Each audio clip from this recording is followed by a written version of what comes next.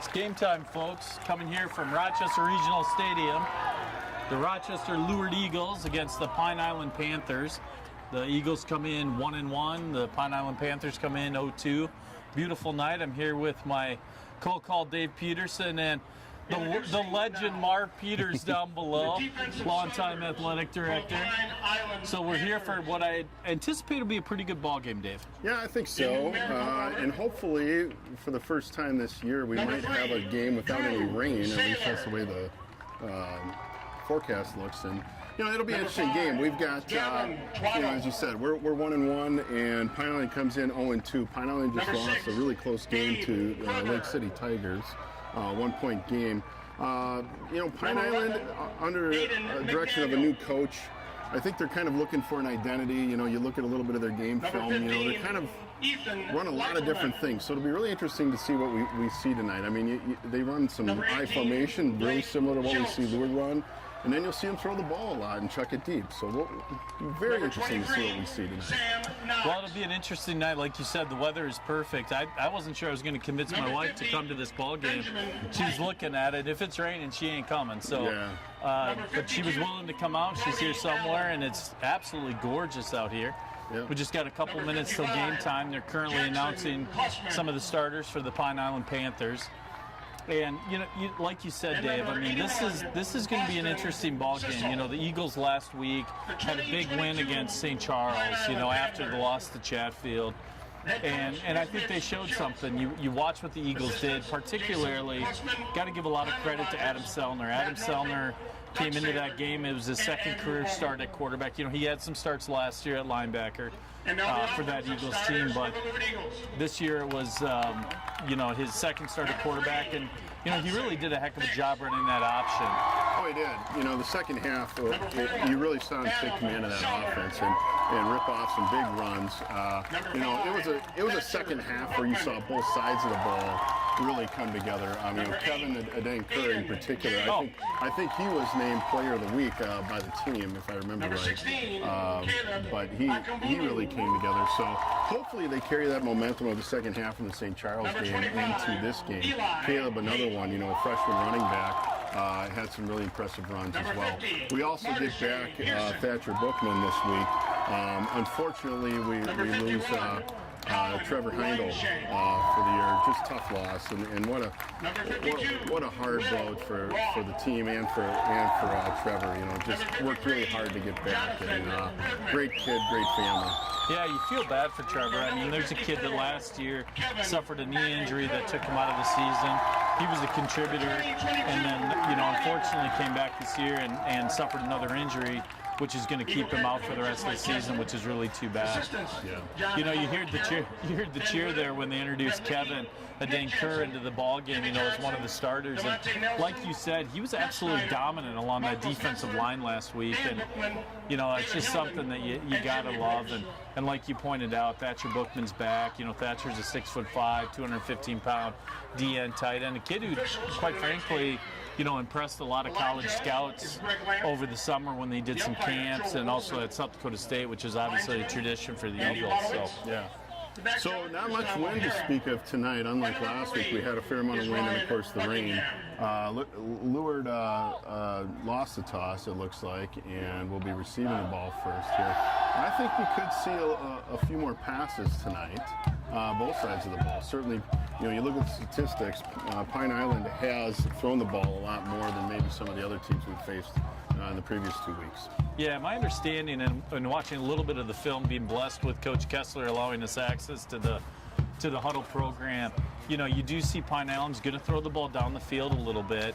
They're going to try to get that ball to I believe it's the Sailor kid.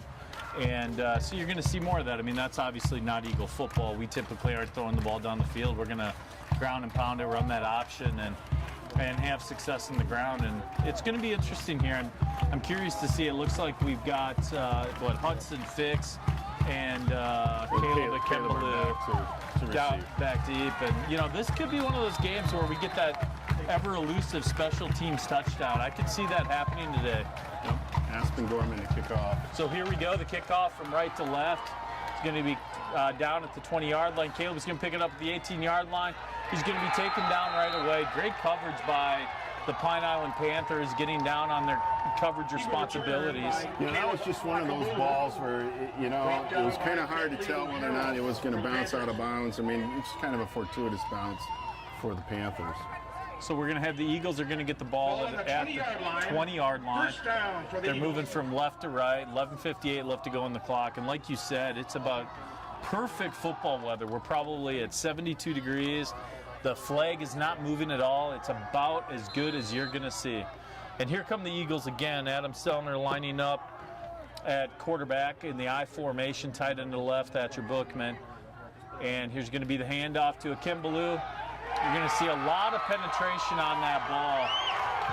Yeah, and you're going to see a loss of about 5. Yeah, those are two names that I think you're going to see a lot of tonight. Blake Schultz, the linebacker, and number 18, and number 55, Jackson Cushman. I don't know if you saw in that play, Thatcher Bookman, first play back after the injury in the Chatfield game, he drove the guy he was against probably 15 yards down the field before planting him. So here we go, Sellner out of the I formation. It's going to be 2 tight ends, going to be that stack formation. They're going to draw him off sides. Number 50 comes across the line. We're going to get back the 5 yards that we lost on that play, and actually it's going to be 2nd down and 9 once they enforce the penalty here. And of course, Minnesota high school rules and all high school rules and pro rules and everything else, that is a 5-yard penalty for offsides or encroachment.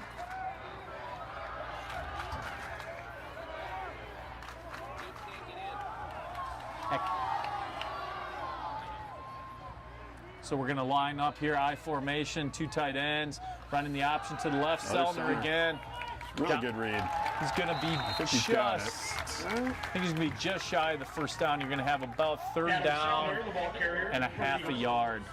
And, you know, Dave, we talked about this in the last game. We talked about it at the start of the game. Again, you have Adam Sellner, who's taking charge of this offense. You're seeing a lot more of that option than we saw last year at all, that we saw in the Chatfield game. You saw a ton of it against St. Charles. Now, the Eagles, again, they're in that stack formation. 2 tight ends, J.J. O'Connell, Thatcher Bookman. There's going to be a give up the middle to Eli Haight. Going to get about 5 yards. It's going to be 1st down and 10 for the Eagles with 10:34 left to go in the 1st quarter. Yeah, it's a good answer. You know, after that 1st down loss play, I mean, of course, we got that yardage back on the offsides, but a really good answer on those next 2 plays. Next 3 plays, I should say. So the Eagles are going to have the ball at the 35-yard line. Again, we're moving from left to right.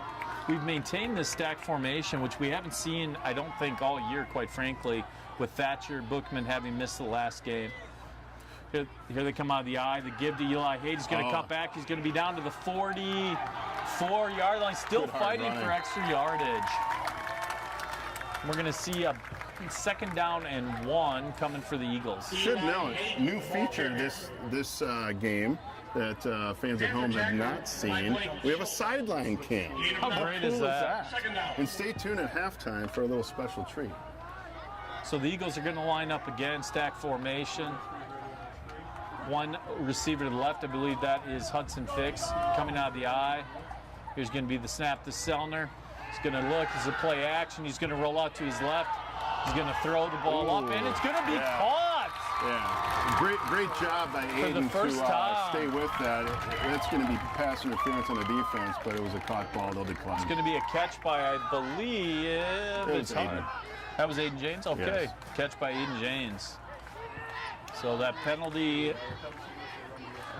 that'll be declined. They may have called. Hard to tell. We're waiting for the white hat and his official announcement. Eagles are excited. They're getting lined up even before the enforcement of the penalty. Shows the emotions out there. Well, we're talking to Coach Cass. Yeah, look at that! Look at that sideline camera. How fantastic is this? Isn't that fantastic? It's going to be defensive pass interference. That penalty is going to be declined. She's going to give the Eagles the ball 1st down and 10 from the 42-yard line. Pass complete to Aiden James for an Eagle 1st down. You know, that's an impressive pass. It's not an easy throw to make. He's bootlegging to his left. You know, he had pressure on him, but he was calm enough to get set and deliver the ball. Great job by Sellner. So here we have Sellner under center from the 42-yard line. There's going to be the snap and the give to Eli Haight. He's going to gain about 2 yards. And we're going to see about second down and 8, maybe 7.5. Number 52, Brody Allen. And again, what we're seeing is we're seeing them running the plays with the wide receivers. They're maintaining the 2 tight end formation, that stack formation, typical running opportunities. But you do have some guys that can really receive with J.J. O'Connell and Thatcher Bookman at the tight end. Now we are going to 1 tight end. We're going to have 2 split out to the left, Bookman on the right, Selner under center. In the slot. And here's going to be, and they're going to run the option, the pitch to Kimbaloo. He's going to catch the ball. He's going to be down to about the 35-yard line, fighting for extra yards. That was close. There was a lot of penetration Yes. on that pitch and run by Caleb. You know, we talked about this last week, Dave. You know, Caleb's only a freshman. I mean, he's a big kid. Yeah, he had some poise there to stay with that play. There was definitely some penetration. Eagles are going to line up 3rd and 3, 1 receiver to the left, 1 to the right. Selner under center. Again, Eli Haight at fullback, Kimbaloo at tailback. You see Selner with the hard cart to give to Kimbaloo. He's going to cut up the middle, and he is not going to get caught. Let's be clear about that. That is a touchdown for the Lourdes Eagles on the carry up the middle. A great cutback. You know, one of the things you saw there with Caleb is he picked his feet up as he's getting through the traffic, and he's kind of going through the wash there. He's got his feet up, he's churning, he's going, and he's going to score. Yeah, no, it was a really good run, but you know, there's a great block by Haight, a lead block coming through that hole, which was really what sprung him, and then from there, a really good cut off that block by Caleb, and great first drive. And again, exactly what you want to see from Lourdes on this opening drive. For the people watching at home, we're a little bit spoiled. We get instant replay in the booth. Can you beat that at the high school level? I don't know. So here's the kick. It's up by Aiden James. And, you know, we've talked about, and it's good, you know, we've talked about Aiden as well. You know, Aiden James, and Lourdes has a long history. We had the Lindbergh kid who came in and kicked. We had the Magnato kid before that who did a great job coming in. He had been a soccer player, came over to the football side, kicked for the Eagles, and now we have Aiden James. So, you know, we've been pretty darn spoiled when it comes to kickers in this program over the last 10 years. Oh, without a doubt. Yeah, in fact, the Lindbergh boy, Ben Lindbergh, is kicking at Augustana. He's actually there with Zach Nichols, who is the lawn snapper for Augustana. I believe it's the Augustana. Is it the Vikings? Is that the Augustana? I can't remember the mascot name. I couldn't tell you.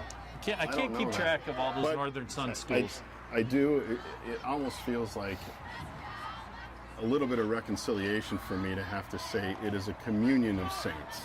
Oh, yes, it is a communion of saints. You know, I'm a Lutheran, so I'm not supposed to know that. I know. I feel like I need to at least acknowledge it's a communion of saints. And if there were a group of panthers, it's a claw of panthers. But no one's ever seen a claw of panthers because they're very solitary animals. So it's a name without meaning. That's true. Because I mean, have you ever seen multiple panthers in a group? I don't know that I've ever even seen a panther in the wild. So here are the Eagles kicking off from the 40-yard line. Aiden James kicking from left to right. Again, no wind. There's a boot. It's going to be fielded down at about the 7-yard line. It's going to be dropped. Fumbled. And there is a nice cutback by the Pine Island Panthers. He's going to get up to about the 22-yard line. You know, last year, what was the name? I'm sorry. Gavin Twaddle. Okay. Number 5. So, you know, last year the Eagles played Pine Island twice near the end of the season. And, you know, at that time, Pine Island had a tailback. I believe his name was Jared White. You know, great athlete out of Pine Island, great track kid. I think he may hold the high jump record for the state of Minnesota. I think he's running track somewhere. He participated in track. I can't remember where. So here come the Panthers. They're going to come out in the I formation, very similar formation to the Eagles. And you're going to see the quarterback under center here. There's going to be a handoff to the tailback coming up the middle. He's going to gain about 4 or 5 yards, and you're going to see second down and 5 for the Pine Island Panthers.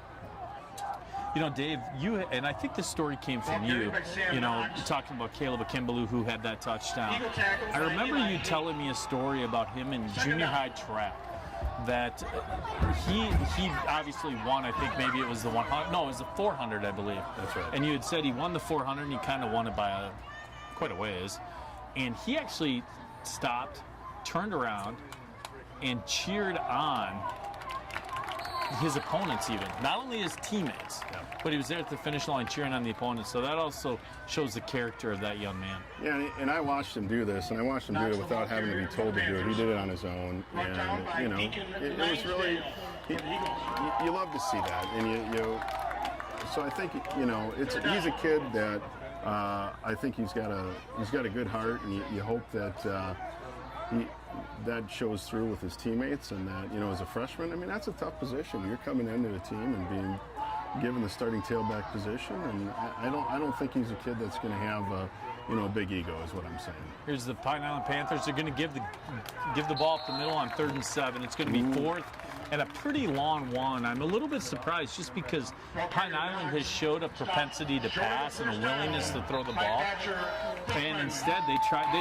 I would say they pulled a Lourdes Eagle there by running on 3rd and 7. That's called pulling a Kessler. We're going to call it pulling a Kessler. You know, they're big up front, and so I guess I'm not terribly surprised. They probably, I mean, if you were to stack them up against our line, you know, they definitely outsize us. And, you know, when you talk to the Lourdes coaches from time to time, you know, I think over the years they've been surprised at how many teams don't go right at the Eagles. I mean, because if there's anything that Lourdes lacks from year to year, sometimes it's the size. I mean, we tend to be a smaller line, and you know, you would think that teams would pound the football at us, and they don't.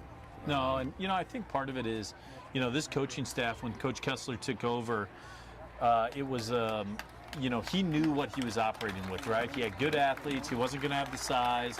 You know, we kind of joke around. I mean, I grew up in a smaller town, Iowa. You talk about, and this is not derogatory, you talk about the farm kids, right? You know, the meat and potatoes kids. The kids are just country strong. You know, Lourdes not necessarily going to have a ton of those kids, so you adapt and you create an offense like they have, where you run the option. You know, you get out and our linemen understand their assignments. They know who they have to block. They know who they're not supposed to block. You know, that unblocked defender, and they just do it well. And they drive it home from 7th grade on. And you know, we saw this with our boys who graduated last year. You know, they just continue to do what they do, and they don't care what happens in junior high. You know, they could lose a game 50-0, but they're going to run this Lourdes Eagle playbook. Big down, they're going for it. This is an interesting call for the Panthers, going for it on 4th and 1. I'm a little bit surprised. Yeah, you know, they are. This may be so out of the eye, quarterback under center. He's going to go forward. He's going to get the first down, unless he lost the ball. Can't quite tell. It doesn't appear that that's the case, but we're going to have first down and 10 with 5:51 left to go on the clock. That's a gutsy move by the Panthers. That's tough in your own territory, down 7-0. But you know, there's a history here. The Eagles have sort of controlled this matchup over the last few years, so I'm sure there's a certain degree of, you know, we need to be more aggressive. And it appears our absolutely wonderful trainer, Amber, is going out onto the field. We're actually going over to help one of the Pine Island players, number 3, Drew Saylor. Looks like he is going to be tended to, or someone's going to be tended to. There's some sort of an issue that needs to be addressed on the Pine Island sideline. So here come the Panthers. The clock is rolling, 5:33, and under center, again, who's the quarterback for Pine Island? Sperber, number 4. Sperber, Garrett Sperber. Just coming under center, one receiver to the left, one to the right. There's going to be a little bit of a counter action. A draw. Yeah. And you're going to see the Pine Island Panthers gain about 3 or 4 yards. You know, they're getting some push. Yeah, well, you know, they've got some big fellas up Sam there. Knox, the ball carrier. Country strong. Tackle by Colin Weinshank. Second down for the Panthers. So you're going to need 2nd and 6. You know, and that's, I mean, similar to Lourdes Eagle football. And quite frankly, you're seeing a lot of similarities to the Eagles playbook here by the Panthers. You're seeing a lot of I formation. And again, here we're going to have one receiver to the left, one to the right. Quarterback under center, Garrett Sperber, who I think the Eagles saw last year near the tail end of the season. There's going to be the give to the tailback, and there's going to be very little. Sperber was the quarterback at the end of the year when they lost their quarterback. Unfortunate for them, I believe he got hurt in practice right before the Eagles played Pine Island in the last game of the year, and then of course they faced them in the section quarterfinals. That's right. Yep, you're correct. That's my understanding. Played them two weeks in a row. And I can't remember the young man's name. He was a great multi-sport athlete for the Panthers. I think he was a baseball player as well, possibly basketball. He might have been a three-sport kid. So here we go, 3rd down and 4 with 4:06 left to go. Here's Pine Island under center again. Here's going to be a give to the tailback, and there is going to be very little available there. Little extracurriculars from the Pine Island linemen. But I think it was. I think the linebacker filled really well by the linebacker. So we're going to see 4th and 4. You're going to see the Pine Island punt team come out. It does not appear that Coach Kessler is going to put anyone back on the return. Looks like they're going to keep everybody up.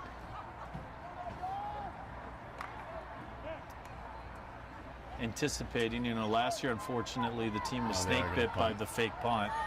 That's right.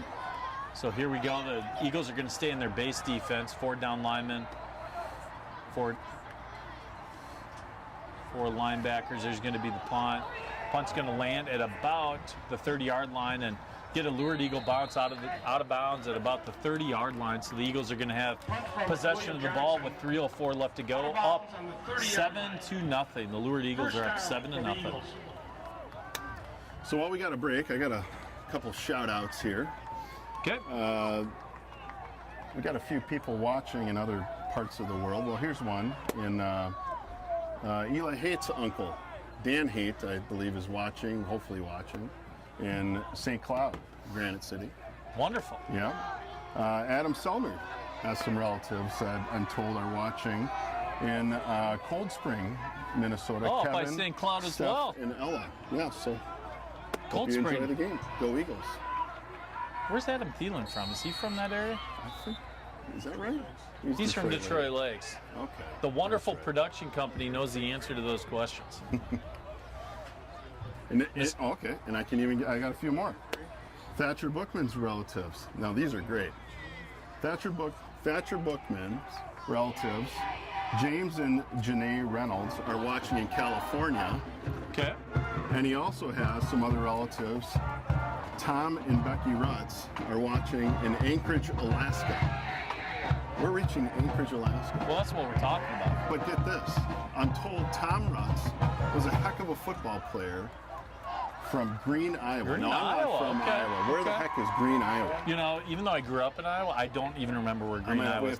I'm assuming it's down by like Hampton, Dumont. I think that's where the Bookman family's from. I think they're a Dumont family. Okay, I don't know where Much that is. like we have a bunch of Dumont people involved with Lourdes. Like I think Jeff Bigler is a Dumont family, the Bookman family. It's probably good pheasant country. Huh? Yeah, well, yeah, if you were to talk to Bigler, he would say it's good pheasant country, but he doesn't like South Dakota, so he just doesn't know better. And that's true, Luke Bigler. If you're watching from the University of Iowa, you need to go out to South Dakota if you want to find good pheasant country. Is that the University of Iowa that just lost to the Cyclones? Would that be that University? It is, but they have scored one touchdown this year. Okay. So here's Selner under center, the give to Eli Hay. They're really pounding the rock up the middle. It's a 2-yard gain. And we're going to see 2nd down and 8 with 2:54 left to go in the first quarter. 2nd down. And, a game like this, right, and we talked about this before, it's about momentum.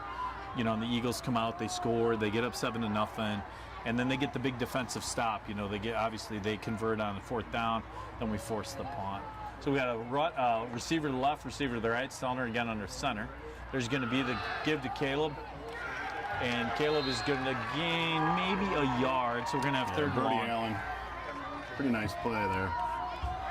Now, we joke about this. The Lourdes Eagle playbook is truly wide open on 3rd and 8. Unpredictable. They could run it. They could pass it. Well, they have a few more options this year, truly. Hudson Fix is he is a speed demon. Absolutely. And you can put him in space. You see him out here right now, and he's got a lot of cushion. You can do a quick hitter, Oh, There's going to be Sellner's going to drop There back you some go. pressure down on the backside. Oh, You know, actually, I think you know, 5 got his hand in there. I think 12 got his he hand in did. there. Intended for Hudson Fix. You know, but Hudson did a nice job. He tried to come back for the ball, Number 5, kind of tried to rotate back through the route. So we're going to see the Eagles have to punt here. You're going to see Aiden James, who again we talked about is a great kicker. Sailor back to receive. Okay, so the young Sailor kid. Whose older brother, incidentally, was a Lourdes Eagle. That is correct, yeah. And I think he then went to maybe Bethel to play football. So we're going to see 4th and 7. The Eagles are going to kick with 1:48 left to go in the first quarter. Aiden James, the punt. Kick is up. It's going to land at about the 43-yard line. It's going to take a Lourdes Eagle really bounce all the way down to the 23-yard line. So you're going to see about a 45 to 47-yard punt. I can't remember exactly where. Down on the 23-yard line. It might be more like a 40-yard First punt. down for the Panthers. So we're going to see with 1:36 left to go in the first quarter, the Panthers are going to get possession of the ball for the second time in this game. And I anticipate we're going to see a lot more of the same. We're going to see that I formation. They've given no indication that they have a willingness to throw the ball against this Eagles defense. They're trying to pound the ball. And it may be a ball control issue, you know, and a time of possession issue. Keep the ball out of the Eagles' hands. Yeah. So here we go again under center, I formation. One receiver to the right, one to the left. Here come the Panthers. It's going to be give to the tailback and not going to be much there. You're going to see a gain of about 2 to 3 yards. That's a good push, though. Knox runs hard. Sam Knox on the He carry. has. He's run really hard. And I will give the Eagles credit. It seems that they've shorted up a little bit on the back half of that first drive. And there we seem to be getting a little tighter defensive line. Yeah, you know, having Bookman back really it helps because then you can put Wineshake back in at the tackle. I think they slid him out to end last week, if I remember right. So here go the Panthers again under center, I formation. There's going to be the give, play action, and there is going to be nothing there. Guess who, Dave? Guess who? Kevin Adanker. Kevin Adanker. You know, had a tremendous game last week. You know, he came in almost unblocked there. By the time that quarterback turned around, there was Kevin right in his face. Great penetration. You're going to see Pine Island. It's going to be 3rd and a long ways. And you're going to see the Eagles Third down and long. drop back deep into coverage.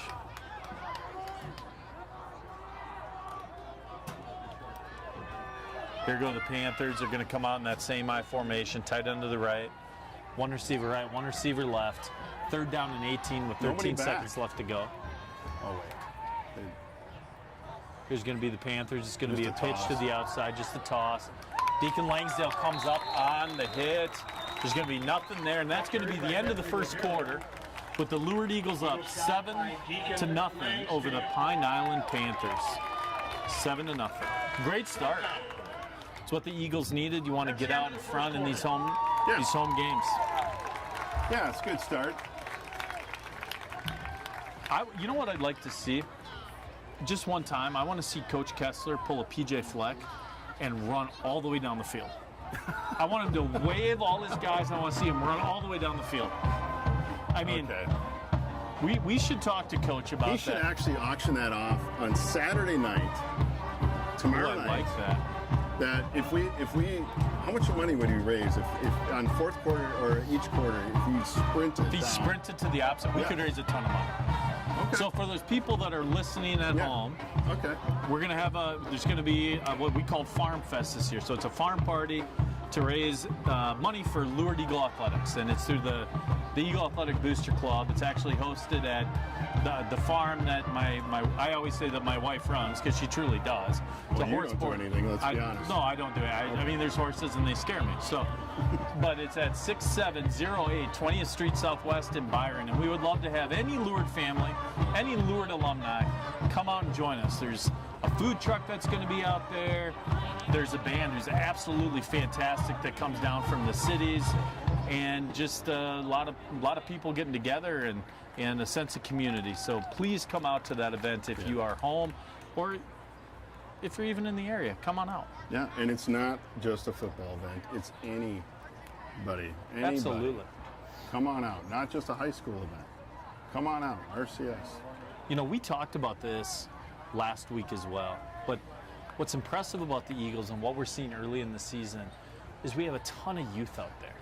Just a ton of youth starting on both sides of the ball, and you know what? They're getting it done. I mean, we're starting 2 freshman linebackers, the lovely kid and the Langsdale kid, which I did do some checking. 12 men in the huddle, I think they had. By Pine Island? Yeah, so we're going to get another 5. When was the last time we saw that? I believe it was the Minnesota Vikings. Oh, let's not talk about that. You know, took us out of field goal range. I mean, I don't know.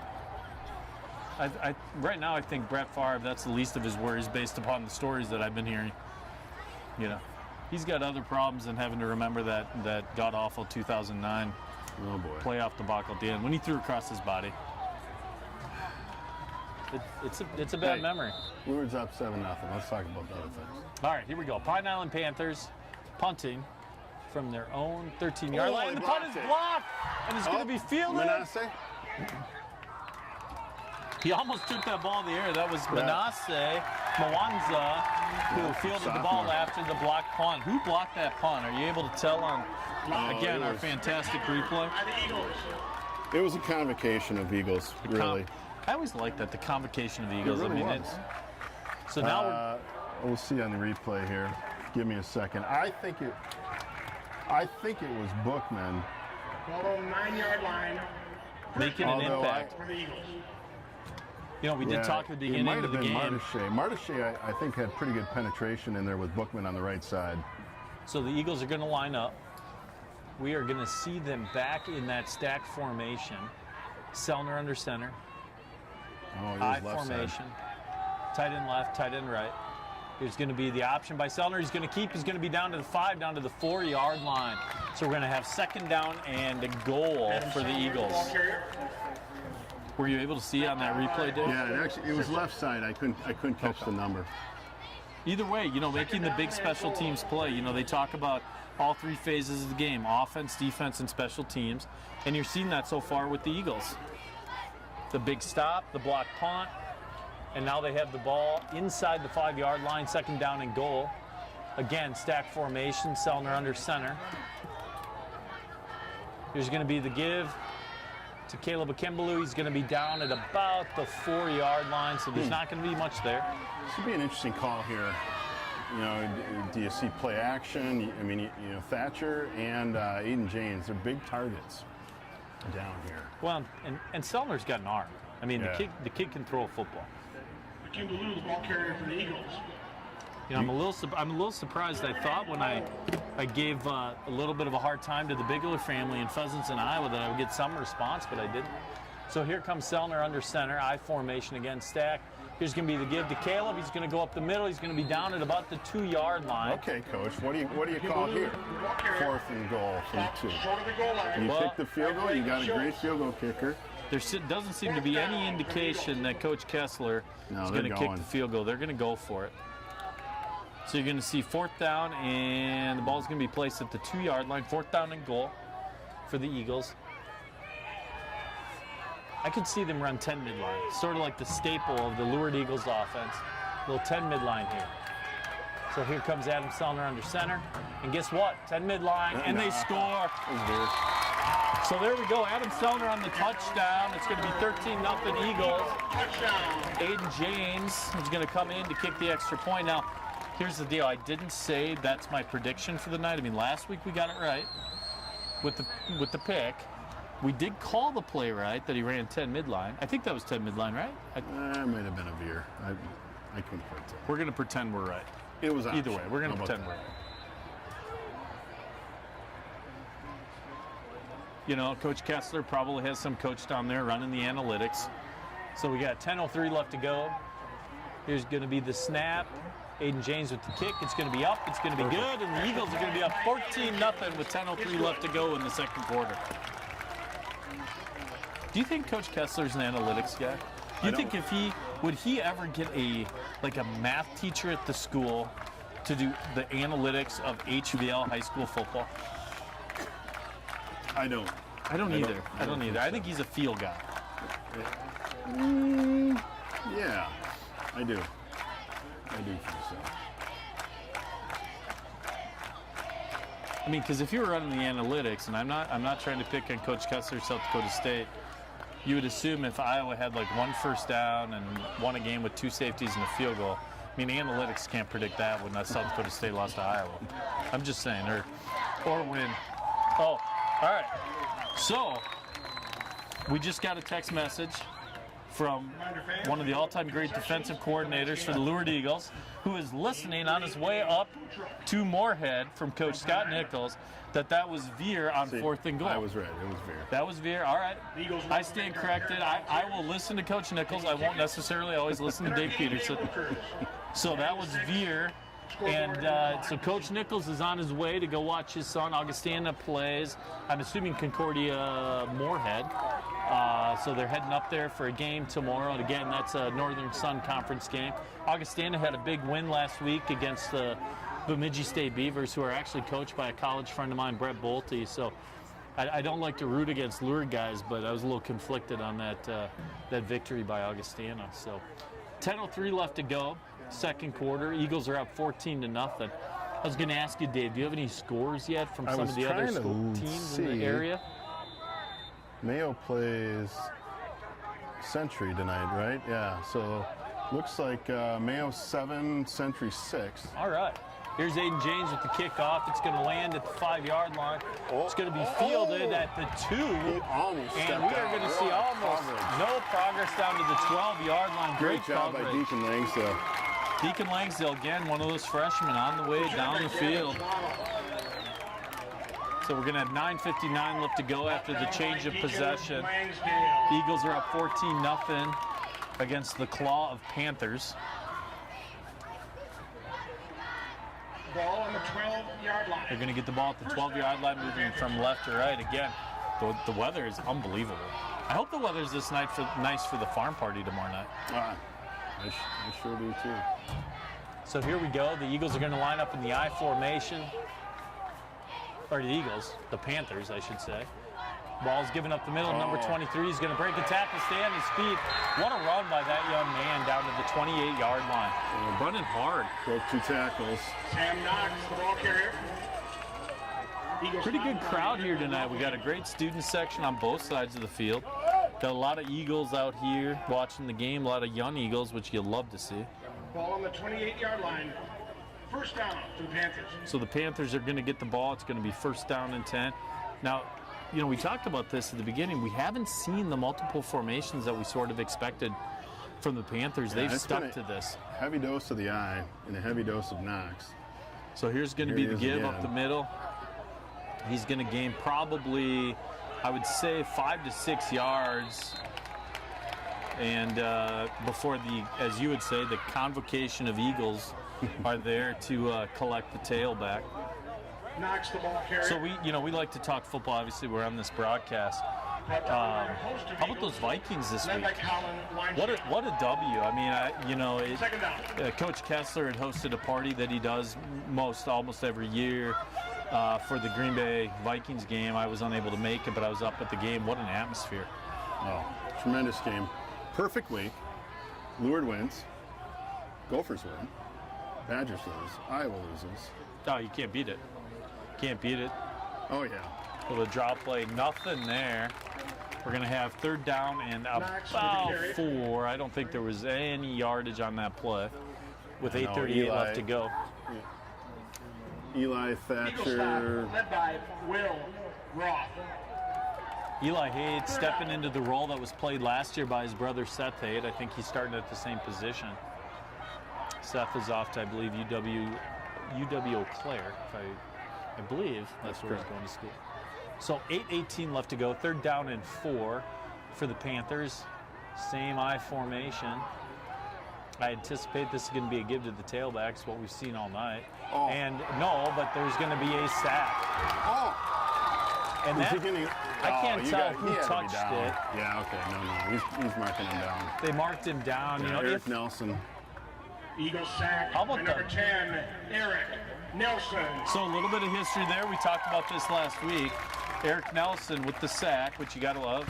Oh, they're giving it are they doing an incomplete pass? No. No, they did give it the sack. So Eric Nelson is the grandson of the legendary athletic activities director here, Marv Peters.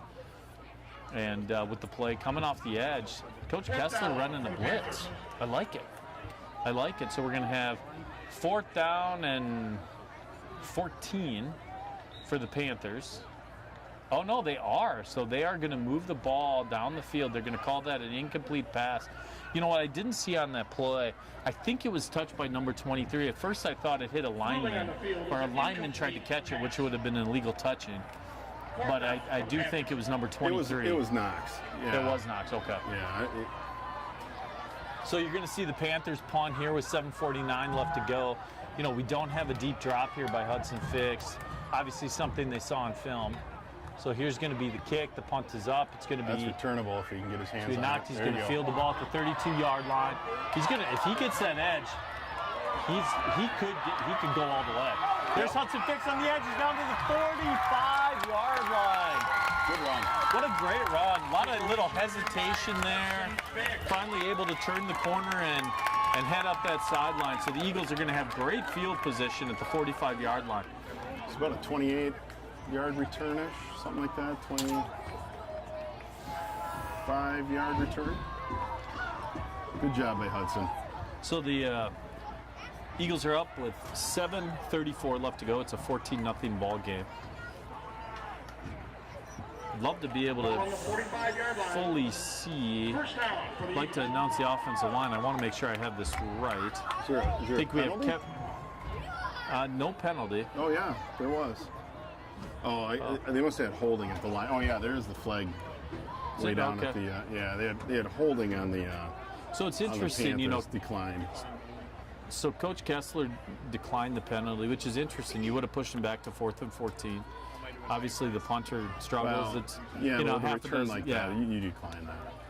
A lot of bad things can happen, as we know. As we know, yeah, exactly. So we're going to have 1st down and 10 for the Eagles. You know, we haven't had a chance to announce the offensive line going from left to right. You have Kevin Adenker, and I will finish in a second. There's going to be Adam Sellner. He's going to roll out. He's going to keep rolling out, and he's going to run to the sidelines and be down at about the 43-yard line. Set up.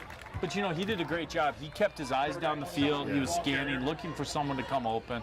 And I like that play call. Mix it up a little bit. Yeah, they had, if he had had just a little more time, James was just coming open on the deep post.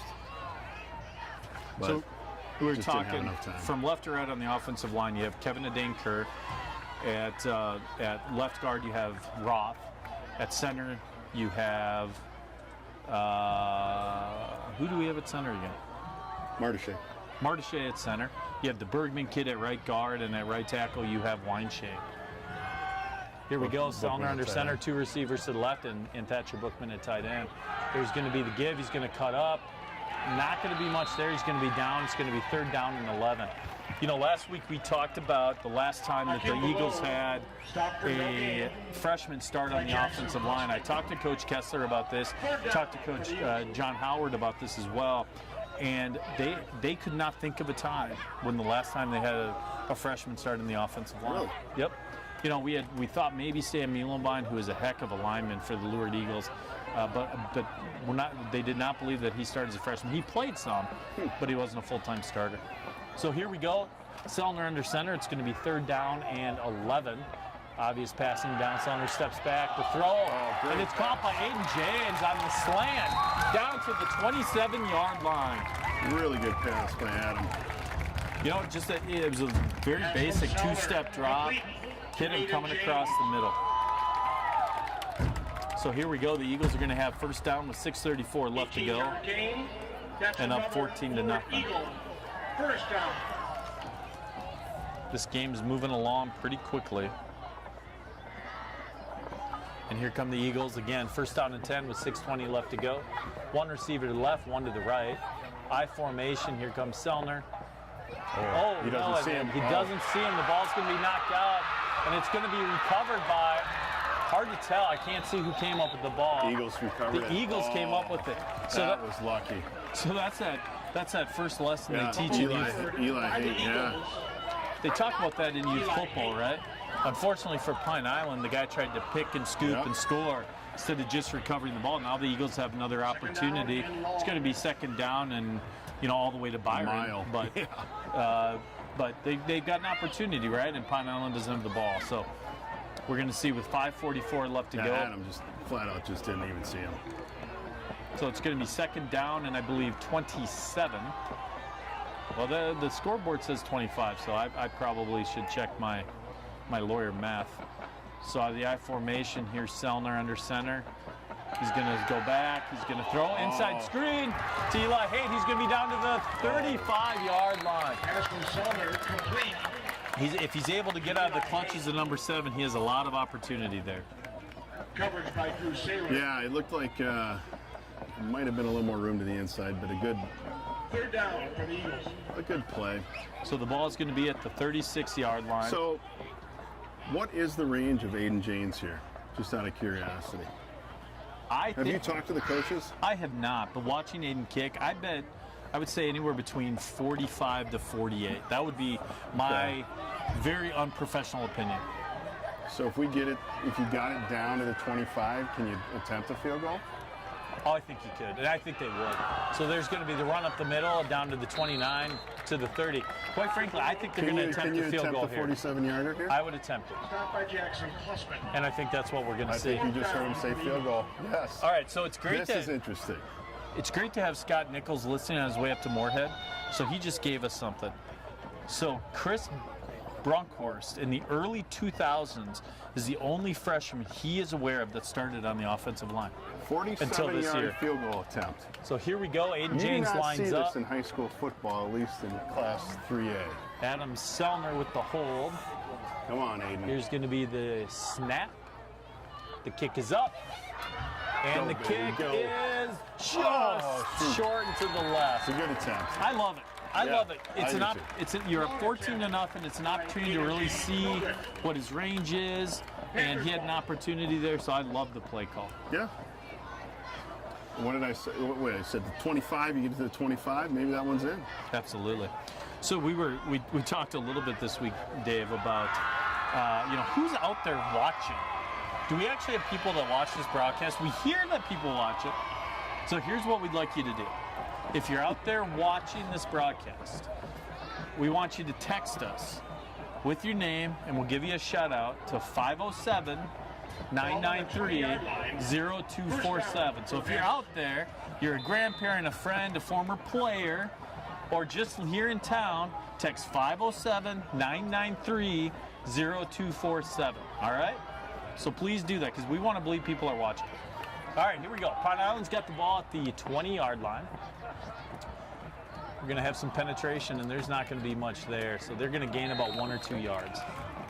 So, excuse me. We're going to have 3:42 left to go. Clock's going to be running, obviously. As you can see on your screen, Pine Island's moving from left to right, from north to south here at Rochester Regional Stadium, home of the RCTC Yellow Jackets. You'd think at some point Pine Island's going to have to throw the ball if they have any chance of getting back in this game. I mean, that was a really fortuitous recovery by the Eagles, because it could have been 14-7 if they had scooped that and scored the other way. But all right, here we go. There's going to be a give and nothing there again. It's going to be third down. I just don't see how the Panthers are going to, get back in this game just running the ball. They're going to have to chuck the ball. I am really surprised, given the previous 2 games and some of the statistics that we saw, some of the film that I watched, that we have not seen Pine Island throw the ball. And they tried to challenge defenses over the top in the first 2 games. And like you said, we haven't seen it. Now, part of it is every time they've stepped back to pass, there's been a lured eagle in their face. Well, and of course, Sperber has 5 interceptions in the previous 2 games. Hey, how about this?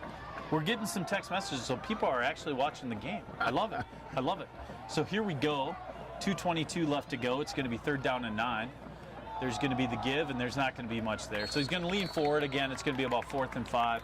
You're going to see Coach Kessler call the timeout now. All right, so I'm going to read a couple of these. All right, here we go. So Zach Nichols and Ben Lidberg are currently watching the stream live in their hotel from Moorhead. two young players that played a lot for the Lourdes Eagles. In fact, Ben Lindbergh made a 47-yard field goal during his junior year. Okay? Yeah. So, and heck of a kicker. And I think I talked about this last week. One of the best baseball players I've ever seen play for the Lourdes Eagles since I became a fan of Lourdes Eagle baseball. Just an all-around good athlete. And then we also have, watching from Door County, Wisconsin, a Pine Island fan. Go Garrett Sperber. I love it. Yeah, I love absolutely. it. Yeah, that's great. You should be proud of Garrett Sperber. Yeah. He's a heck of a player. He came in last year in a tough situation. He's doing a nice job tonight. We got Gannon Fix currently watching with your son in their dorm room. Stay tuned for the halftime. Your brother got interviewed by me. Uh-oh. You'll enjoy it. Yeah, so you better be listening out there, Gannon. And they said, roll Eagles and Clones. All right, we got Luke Bigler watching the stream. And he wants me to tell Mr. Peterson that he would like to gamble on the Minnesota-Iowa game. Now, we cannot promote gambling on a Catholic school broadcast. I think the only gambling you're allowed to do is like bingo or what's the other big gambling Catholic activity? We'll bet a slice of pizza. All right, betting a slice of pizza, Luke, back there in Iowa City. And then we've got the Zonks from PI. They're watching. I love it. All right, here we go. Here's the punt. Here's going to be the punt. It's going to be a short punt. The Eagles are going to get great field position, and they're going to get the ball at the 44-yard line. All right, who else do we have out Pine there? Island to punt. All right, Down on their own 45-yard line. I love it. All right, here we First go. down for the Eagles. We have Steph and Kevin Dockendorf from Cold Spring, Minnesota. That's Adam Sellner's aunt and uncle. I love it. We have Paul and Lori Grodebor watching. By the way, you want to talk about a kid that could knock somebody on their butt? It was Paul and Lori Grodebor's son. I think he went through like 5 helmets that Good year. Lord, he scared me watching him. I'm still scared of him. We got David Timmerman, the Lourdes Eagle bus driver. That guy is everywhere, by the way. He's currently watching the game. I love it. Here we All go. right, here we go, Eagles. Sellner under center, 2 receivers to the right. We're going to see the option. There's Sellner on the outside. Pitch Great integrity. catch. There goes Caleb down the sideline. Yes. Down to the 31-yard line. Or I use the term pitch integrity, but what's the actual term? Pitch relationship. Pitch I think is what they relationship. call it. You're starting to see the two of them really gel, though. 12-yard gain. Where they're keeping that relationship another down the Lourdes road. Eagle. There's First probably down. a different term for it. I think they use. All right, here we go. Mark Tyne, LHS class of 1983, Pine Island assistant coach till last year. I know who he is because he's the chairman of the Olmsted County Board of Commissioners. He's rooting on his freshman Nick Tyne, who's playing for the Panthers. Thanks for watching, Mark. All right, here we go, Eagles. Out of the I formation, there's the give to Caleb. He's going to be down for a gain of about 5 yards with 1:53 left to go in the first half here. Absolutely fantastic start for the Eagles. Led by Drew Saylor. 5-yard gain.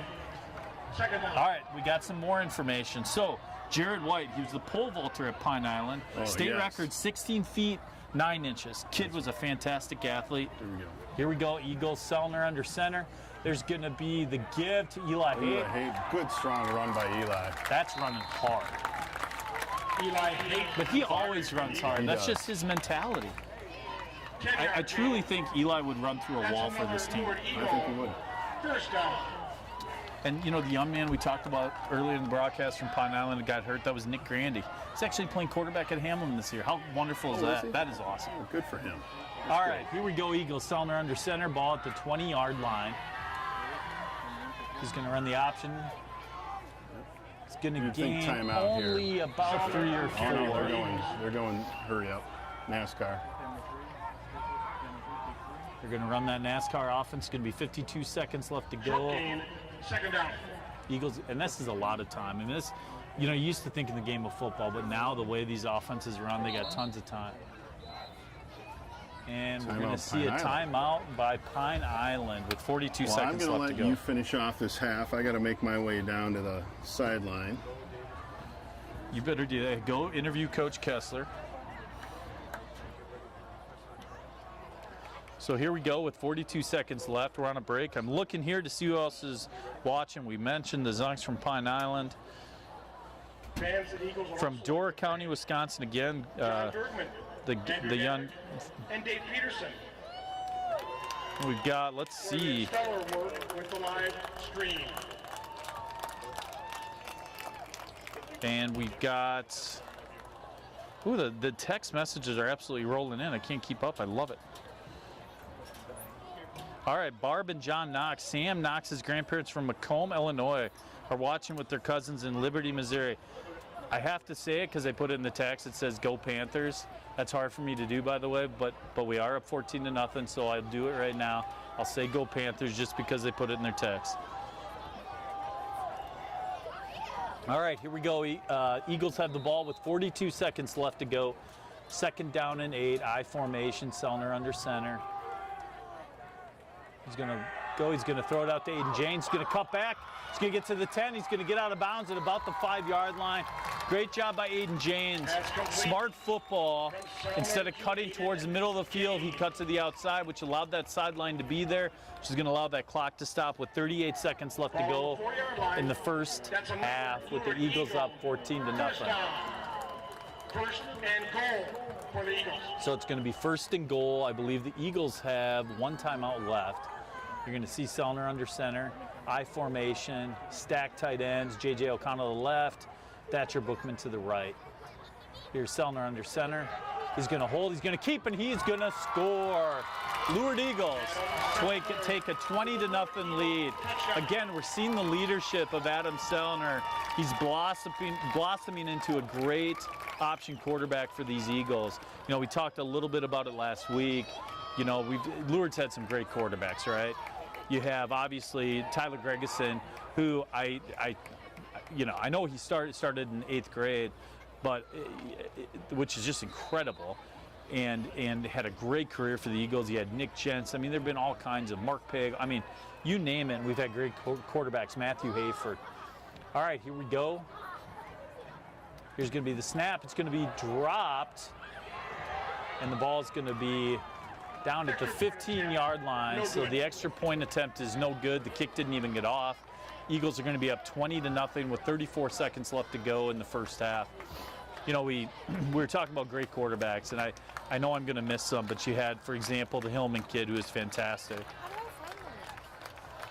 I'm actually helping somebody right now try to find the link too, so if you go to Rochester Activities, you'll find it there. Rochester Activities page instead of, oh really? I don't know that. It should be on there. So the Eagles are going to kick off with 34 seconds left. And we got a text from Alex Lundeen, former Lourdes Eagle. He's at home watching the game. And again, I think I mentioned Barb and John Knox, Sam Knox's grandparents from Macomb, Illinois.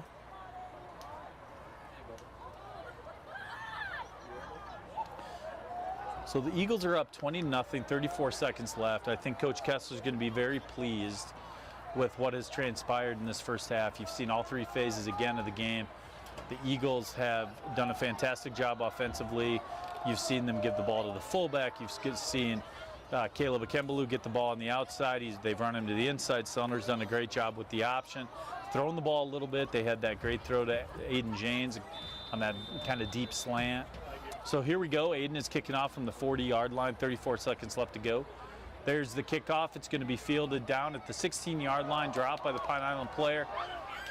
He's going to move around. He's got some quick feet. That young man's got some quick feet. But he's taken down at about the 22-yard line.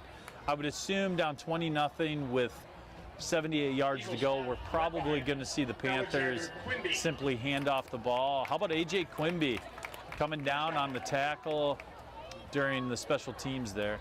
I would assume you're probably going to see the Panthers take a knee just because of the nature of where they're at in the field and the current score of the game, and the fact that the Panthers are going to get the ball first to start the second half. No, but they're gonna run a play. So out of the I formation, 1 receiver to the left, 1 to the right. You're going to see Pine Island. They're going to be a give, cut back. Tell you what, you got to give that tailback a lot of credit. He is running hard and with authority. Sam Knox on the carry. You know, that Knox kid, I tell you, he has really impressed me the way he's been playing in this ball game.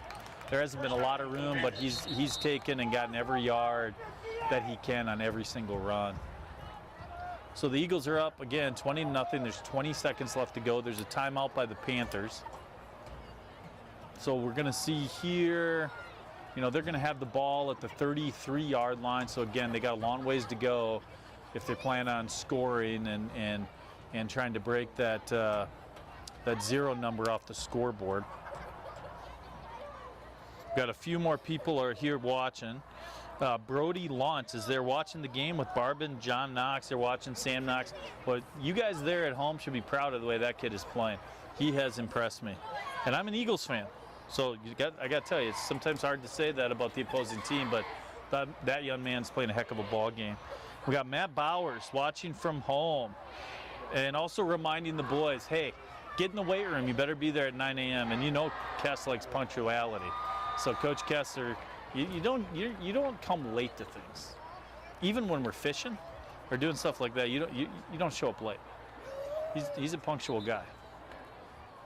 So here we go. Pine Island's going to have the ball. It's going to be 21 seconds left to go. Again, first down and 10. Eagles are up 20-0. I think you're going to see the Eagles play some relatively deep coverage. Although you are going to see the Panthers again. They've run the same formation the entire game. Here we go under center. Just snap of the ball. It's going to give the Knox. He's going to be stopped for no gain. 58. The official, the white hat, pulled the flag and then decided not to throw it. There's a little bit of late action by one of the linemen for Pine Island, knocking Mr. Langsdale back a few feet.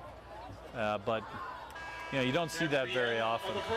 So it's the end of the first half. The Eagles are up 20-0. And what we're going to see now is you're going to see Dave Peterson's going to get down to the sideline. He's going to take an opportunity to talk with Coach Kessler, get his thoughts on the first half.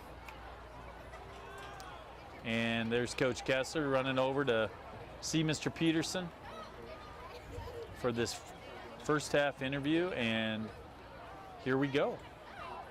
Here we go. Yep. You can give me a 5-4. Are we ready? Jeez. They just got to give us the cue. Yeah. All right. Here with Coach Kess. Coach, 20-0. Looked like a really good half. I mean, maybe a couple mistakes, but what are your thoughts? Yeah, I love seeing the special teams play. A block punt is huge, and then to take advantage of that and score. Big play there, because the offense kind of struggled there for a little bit. So good to get a little momentum back, and then to get those points the under half was great, and that little drive in less than a minute. Were you surprised to see that they didn't pass a whole lot? I mean, looking at the previous two games, I mean, they were chucking the ball quite a bit, but not a lot so far. No, it's been the biggest surprise, you know, defensively, that they – a couple balls so far, but they're having success. You know, that ISO play getting too much. We got to correct some things at half, but yeah, so far we're pleased first half. Knock on wood, but kind of nice to have a game without any rain so far. Yeah, hopefully you didn't jinx us. No.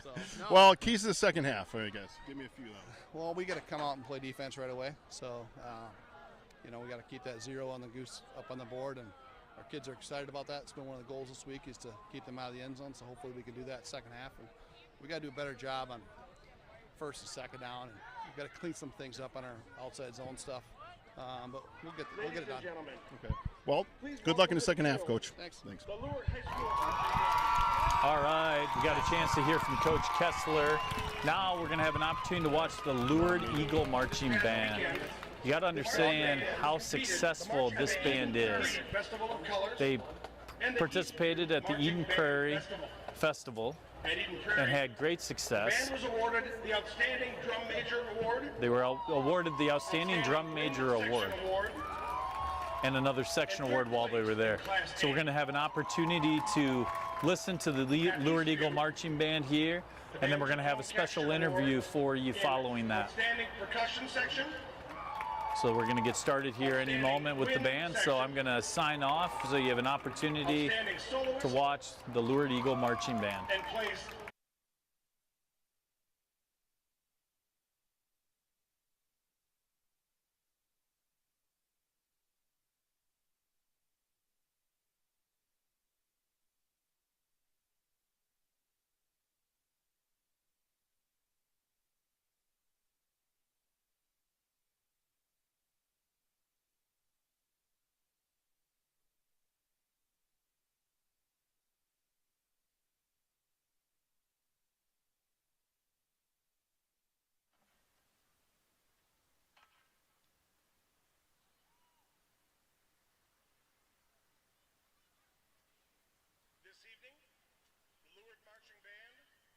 perform their 2022 field show, Villainous.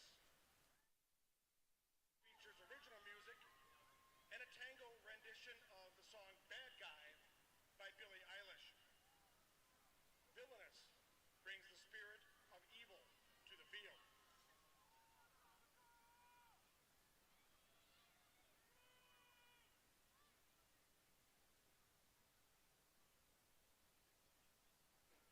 Drum majors, Keegan Jones,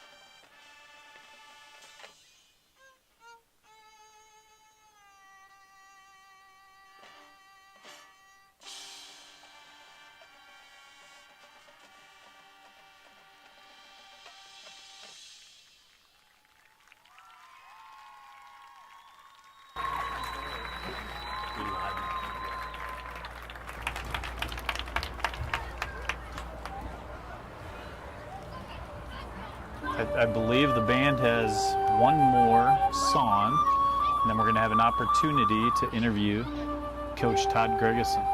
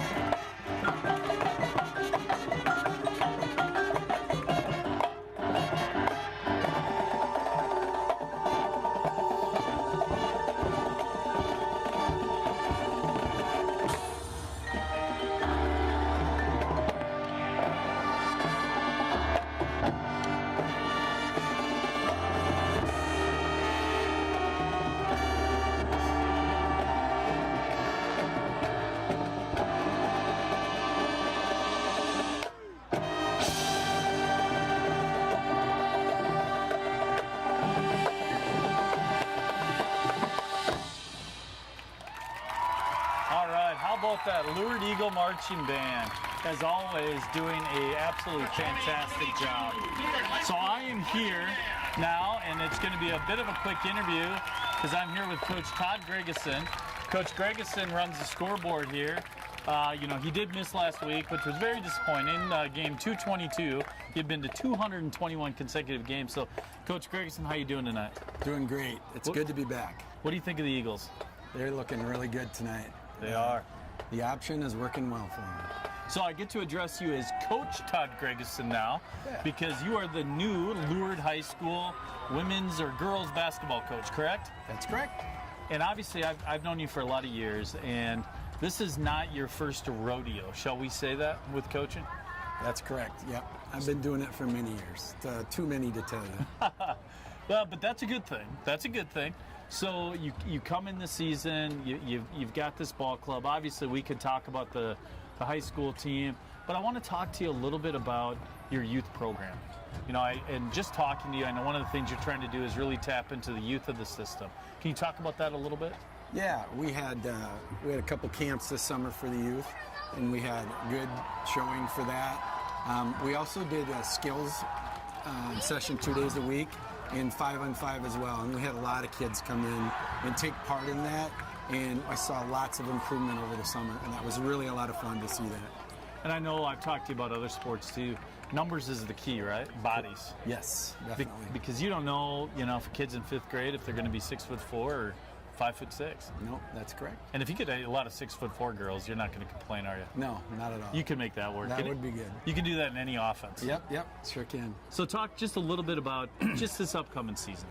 You return some seniors. Just talk to me a little bit about your expectations and what you expect. Well, I feel very blessed with the kids that I have coming back. The senior group has shown great leadership throughout the course of the summer. And they're great communicators. They get along well amongst themselves, and so I'm really looking forward to their leadership in the upcoming season. I love it, Coach. I know I'm excited to watch that program, and and maybe we'll convince Mr. Bergman to televise a girls basketball game or two. Hey, that would be great. We'd love that. We'd love that. Because look at this production, right? For a high school production, there's so many monitors and cameras, and I get a little bit confused standing up here. I'm not going to lie to you. I'm trying to make sure that I stay on task, but I don't know. You know, it's down to 0. Does that mean you have to return, or do you get some time when they're warming up? When it hits 0, they reset it to 3 usually. Oh, yeah, there it is. Yeah. That's experience right there. That's experience right there.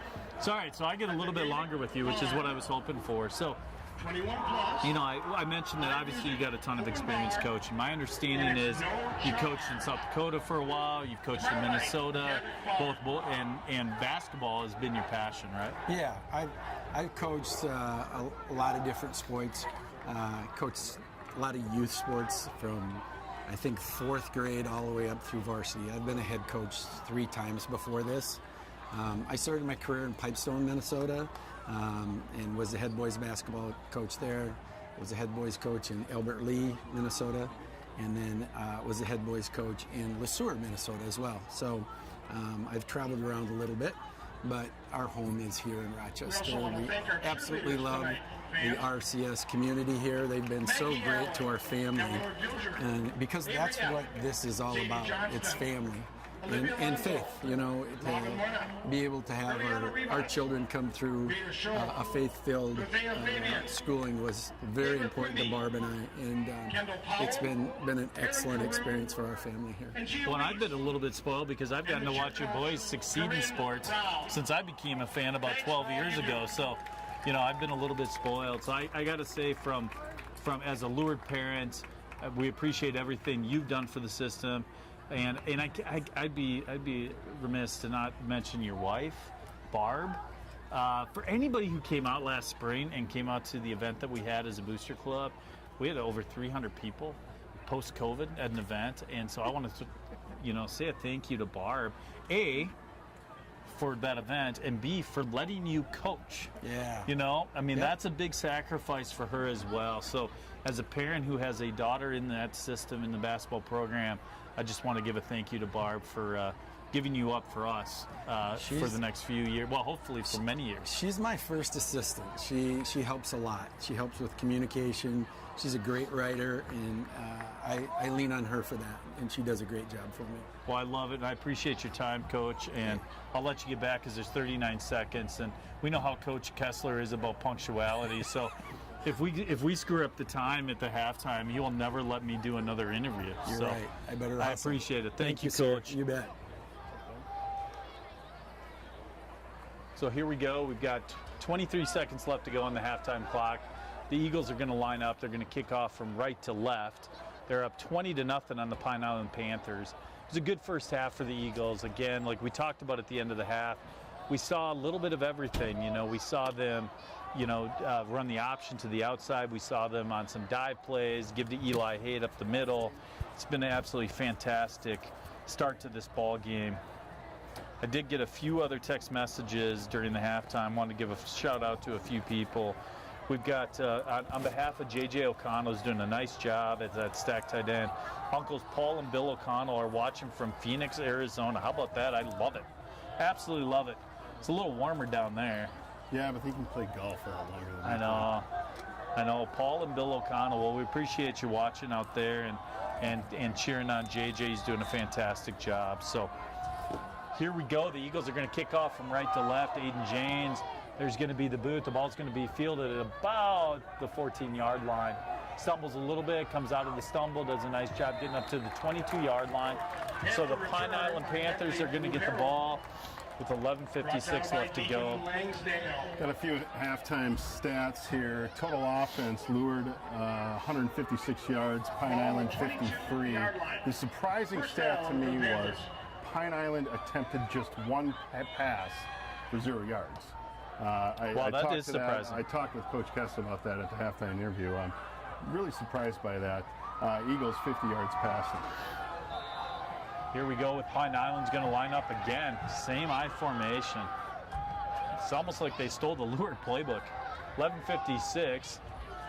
Under center, here's going to be the give to Knox. He's going to gain maybe 2 yards. And he's going to be stopped. I think there are multiple Eagles in on that tackle.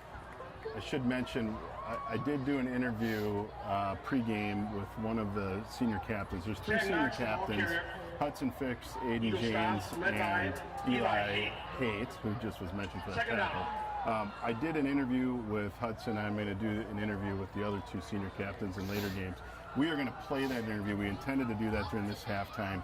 We got a little compressed here, but I think we're going to try to find a little time here to catch a moment to do that either in the 3rd quarter or the 4th quarter here. I love it. So here we go, 2nd down and 9. The Panthers line up under center. Here we go. He's going to step back again. A ton of pressure and taken down. Oh, Will Roth. Just blew his guy up. You know, we were talking about sort of the offense that we're seeing from the Panthers. Quite frankly, they're forced to run the ball at this point in time because the protection has been tough for this quarterback. Yeah. He hasn't had any time to sit back and be able to throw. Makes it hard. I mean, it's just the nature of football, right? If you can't pass protect, you're not going to be able to throw the football. So. A few area scores. Plainview Elgin Millville 6-0 over Triton at the half. Lake City La Crescent 7-7 in the 2nd. How about La Crescent coming out, restarting that program? Absolutely. What's the name of the coach who came Terry from? Donovan. Yes, Terry Donovan. He's going to be running the option. 3rd and 14. Look at the pressure again. 2 in a row. I mean, there's no. Is jacked. He is pumped up. You know, there's a kid. Roth is one of the few kids that comes in with a lot of experience from last year. Yeah. He played a ton on the defensive line, played some offensive line, and the penetration he's getting, he's just eating up that Pine Island offensive line right now. Mayo up 14-6 over Century at the half. Do you have a Cannon Falls score by chance? I did not. I'm not seeing. Well, Cannon Falls playing some Boulder Mazeppa. Okay. Do not have that score. You mentioned the La Crescent team. You know, Terry Donovan was a longtime coach at Casson, and he went over to that La Crescent program, which only a few years ago did not field a varsity team because of numbers. And you know, he's got them playing good football, and I think we go there next week. Next week is at La Crescent. So we're going to have 4th and 20 for the Panthers. They're obviously in a punt formation. Might have to give you a boat ride on the river before we go. I like the idea of that. I do. Apple country over there in La Crescent, and I'll tell you, that is one of the, well, I love watching a football game there if the mosquitoes aren't bad. So it's a fantastic place to watch a game as long as the mosquitoes aren't bad. So it's going to be 4th down and 20 with 9:29 left to go in the 3rd quarter. Pine Island's back to punt. He's got to get that off so quick. There's so much penetration. He's going to kick it to the left sideline. It's going to go at about the 30. Well, that's interesting. 32, 33. It's kind of like the NFL when you watch that official run up the sideline and you're kind of walking. All right, 37. You're kind of waiting for where they're going to spot that ball going out of bounds. On the 37-yard line. I always assume it's just a touch bit of guesswork when they're doing that. That's so hard. So I got a text message. We got Matt Biergum. So Matt was a longtime Lourdes coach. He retired after last year. And he is watching. I do miss. He was a great coach. I mean, obviously our boys loved him as a football coach, and he's watching from home. So here we go. Adam Sellner under center from the 37-yard line. He's going to keep it. He's going to fight for a few yards. He's going to reach out. I would say protect that ball, and I'm guessing that he probably got yelled at by the coaching staff as he reached out, putting that ball a little bit of risk, For the Panthers. So we're going to have 2nd down and about 6 or 7. I'll say 6.5. And again, I mean, we're playing pretty mistake-free football. I mean, you know, we said it last week. You say it now. Sellner's impressing me. Here we go, under center, I formation. Receiver to the right, receiver to the left. There's the give to Kimbaloo. He's going to cut up the middle, and he just runs so hard. And the pile moves. I mean, again, he's a freshman. Yeah. The little wiggle he put on the safety and to just, you know. Brought down by Sam Knox. That young man is just going to get better and better. Yep. He's going to continue to hit the weight room. He's continue to get faster. 14-yard gain. That's another Lourdes Eagle. First down. First down. So we're going to have 8:24 left to go. It's going to be 1st down and 10 for the Eagles, up 20-0. And we're going to have a receiver to the right and Hudson Fix and Aiden James to the left. Sellner under center, Haight at fullback, and Kimbaloo at tailback. Here is going to be the snap, and we're going to see a false start. it appears that everybody but our running backs were on the same page there. That was 2 guys in motion, which in the game of football, you cannot have 2 guys in motion when you snap the ball. You cannot. That is a penalty. False start penalty on the Eagles. So we're going to have a false start. It's going to be 1st and 15. I don't know who they're going to call it on, but it's on one of our tailbacks who were both in motion at the time the ball was snapped and moving forward, which you can't do because this is not the Canadian Football League. So we have 1st and 15 with 8:07 left to go. Selner under center. There's going to be the give to Kimbaloo. He's going to get about 3 yards, so you're going to see 2nd down and 12 with 7:56 left to go. Again, we made this announcement in the first half, and if you are out there watching the game and you want to shout out, do not hesitate to text us in the booth at 507-993-0247. We'd love to give you a shout out during the game. Here we go, 2 receivers to the left out of the I formation, 1 tight end to the right. That is Thatcher Bookman. Selner under center, 7:27 left to go in the 3rd quarter. There's going to be the keep by Selner. He's going to cut up the middle. He's going to get down, and it's going to be 3rd and about 2 with 7:16 left to go. It's just very decisive with that option play. You know, he sees that hole and he hits it. 10-yard gain. Yeah, 3rd down for the Eagles. you know, he reminds me a little bit of, you know, he's got some height. You know, he's a little taller than like Nick Jensen was. You know, Nick would go into the pile, he'd disappear, come out the other end. It was incredible. You know, he's more like Noah Hillman than he would be like Nick. Yeah, and Noah Hillman, I mean, you want to talk about a quarterback, good Lord. That play that they had up in St. Cloud in that state semifinal game, here we go. Here, Selner under center, I formation.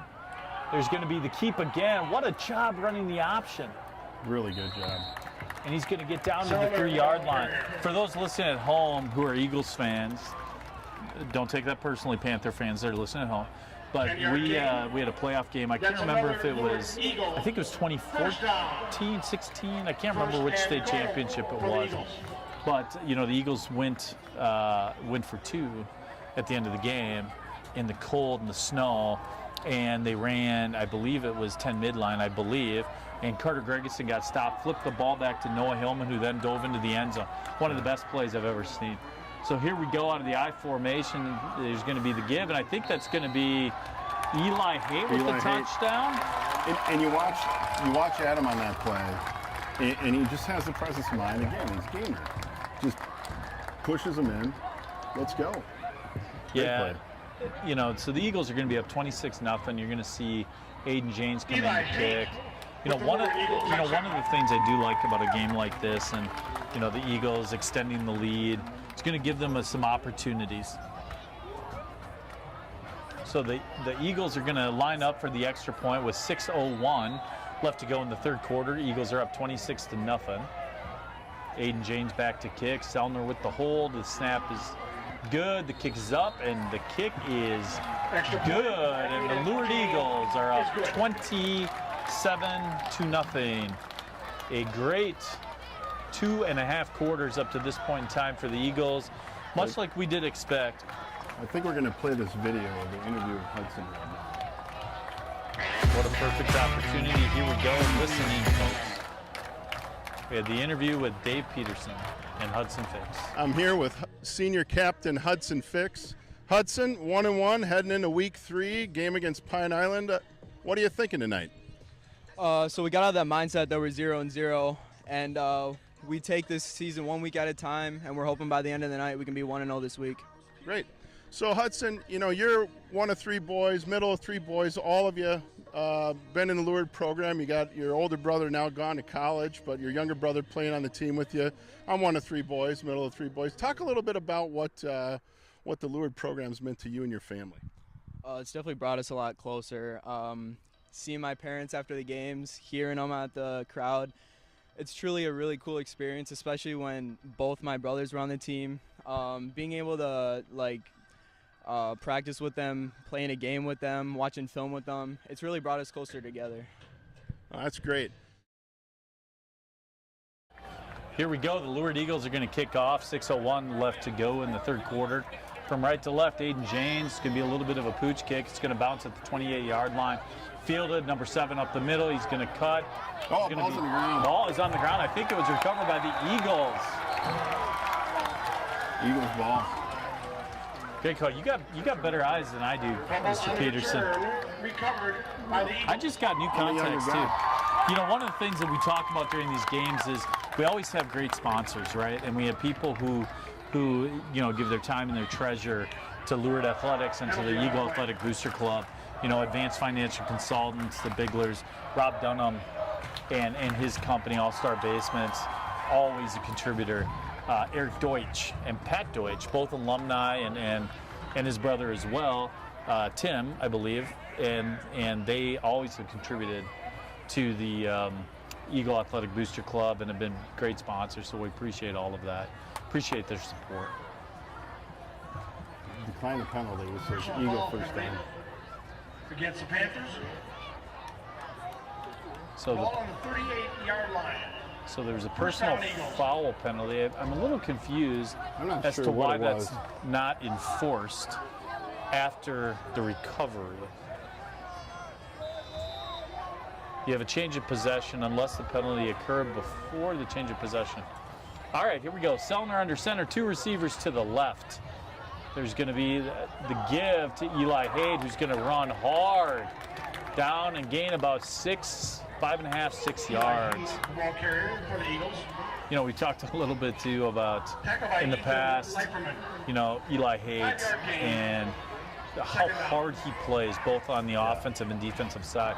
I don't know that he has come out of the game today. I think he's been in for almost every snap. Other than special teams, he may come off during the special teams. So here we go. We have 2nd and 5, 5:24 left to go in the third quarter. Sellner under center, 2 receivers to the left, tight end to the right, Thatcher Bookman. Here's going to be the keep by Sellner. He's going to cut up the middle. He's going to gain about 3 yards, and we're going to have either 3rd and 1 or 3rd and 2. Ball carried by Adam Sellner. Excuse me. We have Eric Nelson running into plays with Aiden James. Nelson had the big sack in the first half. Yeah, he did. Yeah, I'm talking about the first half. I mean, you know, again, defensively, that defensive line, I mean, they're not even getting to the second level at times, and they haven't been able to throw the ball at all. No. It's made it tough on that Pine Island quarterback. Really so here's Sellner, 3rd and 1. There's going to be a rollout to the left. He's looking. He's got him wide open. And he's down at the 1-yard line. Hudson Fix. Tell you what, Hudson Fix is a hard cover. Complete to Hudson Fix. He just burned him coming out of that cut. Yeah, he's coming across the middle. Little Justin Jefferson. Remember in that Vikings game when Jefferson caught the ball? And he assumed someone would be there with him and nobody was? So great job by Hudson Fix. Let's watch his route on replay. You know, he's on the inside. He's in the slot. Well, we're a couple plays behind. Yeah, we can't. All right, here we go. Adam Sellner under center. The ball down at the 2-yard line. I formation stack. Here's going to be the give to Eli Hayden. That's going to be a touchdown. Lourdes Eagles. 33-0. The Eagles are up. Actually, I don't know that was Eli Hayden. That might have been. Well, did we have? I think we had somebody coming to the game. That was Ed Lovely. Let's get the call right. Ed Lovely on the touchdown, a freshman. Great. How great is that? I love it. That's fantastic. I need to get my eyes checked. Yeah, I think you do. Yeah, I got a problem. I think you do. And we're better with the numbers tonight, but Ed Lovely's my old neighbor. Abe and Ed. Is there a Lourdes optometrist that we can get to, get your eyes checked? The kick is up. The kick is good. You know, I go to Ty Huber Eye Care, but unfortunately he sent his son to Century, so I'll never forgive him for that. I don't know.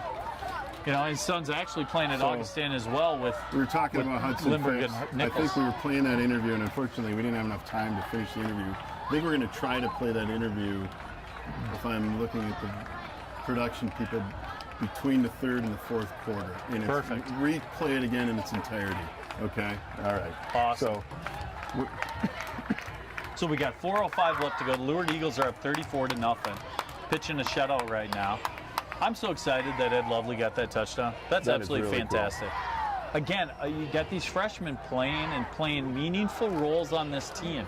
And it's just impressive the way that these young guys are stepping up. We're going to have some graduation losses going into next year. But you're getting a lot of opportunities for these young men, and you just got to be so impressed with the way they're performing. Yeah, there's some good classes. I mean, you got the freshman class. There's some, you know, eighth, 7th grade classes coming up. You know, Lourdes football's looking good. Oh, I just got a text.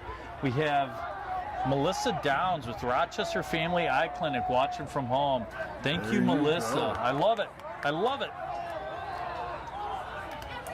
Here we go, Eagles. So with 4:05 left to go in the third quarter, Eagles are up 34-0. We got Aiden James kicking off, going from right to left. So, Melissa, you better be there tomorrow night at the farm. Yes, exactly. Here we go. Pine Island's going to field the ball at about the 2-yard line. Going to cut up the middle. And down on coverage is Deacon Langsdale. We're going to see a flag being thrown, which I'm assuming is going to be on the return team. Twaddle on the return. And I like this. You know, I may have to go to Melissa. No disrespect, Ty. But I'm having a hard time with the numbers, so I may need to go to Rochester Family Eye Clinic and figure out why I cannot tell who our fullback is. Especially when the fullback's my old neighbor. That's going to push him back. So Pine Island's going to be pushed back. It's going to be 3:57 left to go, up 34-0. And again, we talked about this in the first half. For those families out there, if you have a chance, come out tomorrow night. 6:30ish, food truck. Band starts about 7:30, goes till 10:30.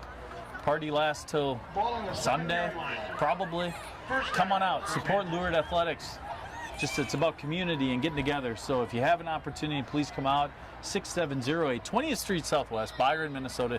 Yes, I send my kids to Rochester Catholic schools, but I do live in Byron, although it is just across 60th Street, so I can hit a golf ball to Rochester. Sometimes. Sometimes. All right, Pine Island out of the shotgun. It's going to be the give up the middle. Again, a great run. I'll tell you what, you know, look at how hard Knox is running. I mean, he is fighting for every yard. They haven't blown that whistle yet. He's down to the 29-yard line. You got to hand it to him. How do you not love a kid that runs that way? I mean, I've been so impressed with him. He's one of the best backs that we've seen all year. I mean, and that's high praise when you're dealing with, I mean, Sam Backer, you know, is in the league of his own at Chatfield. So we should talk a little bit about, you know, Pine Island and you know, Mitch Schultz is a new coach there. He's actually the principal at Pine Island.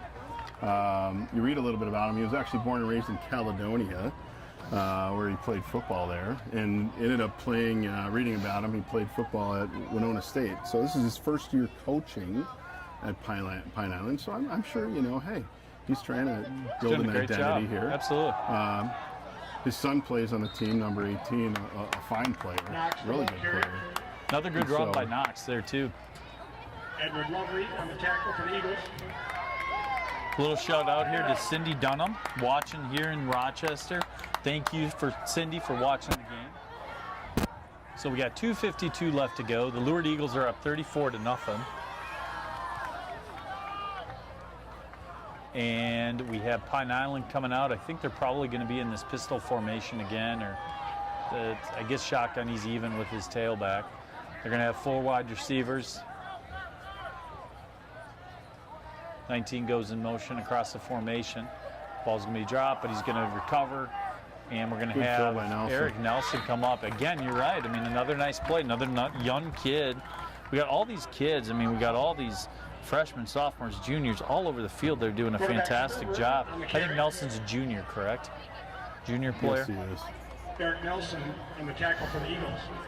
So we got. You're starting to see some substitutions. Senior Daniel Wildflower in. And I think we have J.J. O'Connell at left defensive end, if I'm correct. That's right. I think A.J. Quimby may. Is coming in at middle backer. He's slowly taking Eli out. So here we go.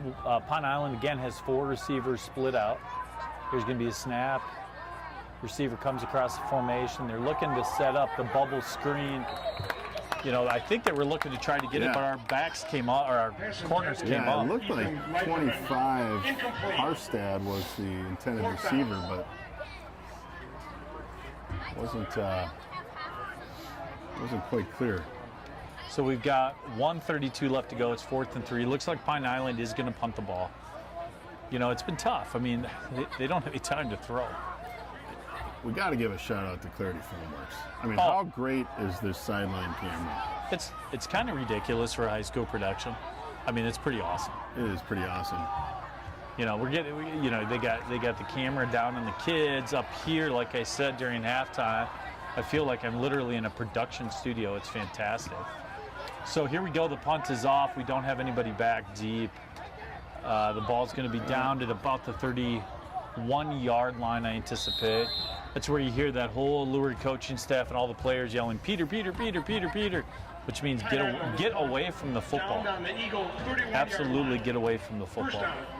So we got 1:22 left to go. The Lourdes Eagles are up 34-0.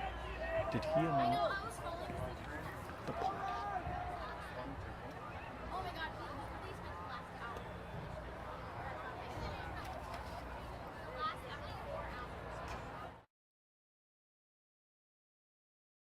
Sorry, I was slightly distracted, which happens quite frequently with me. Well, I'm not supposed to. Also, Clarity Filmworks is reminding me to quit touching my microphone and the box that it connects to because it creates other noise. But like I said, I'm easily distracted. Here's Deacon Langsdale. Here's the give up the medal to Deacon Langsdale. He covered that ball up. He wasn't about to have that ball fumble. 10-yard gain. And that's one of those. I wonder if he were to fumble, if his dad would make him carry a football around like the program. No, there's no doubt about it. For the whole week. And you know, his dad is a rugby guy, right? So yes. You know, they always are covering up the football in rugby.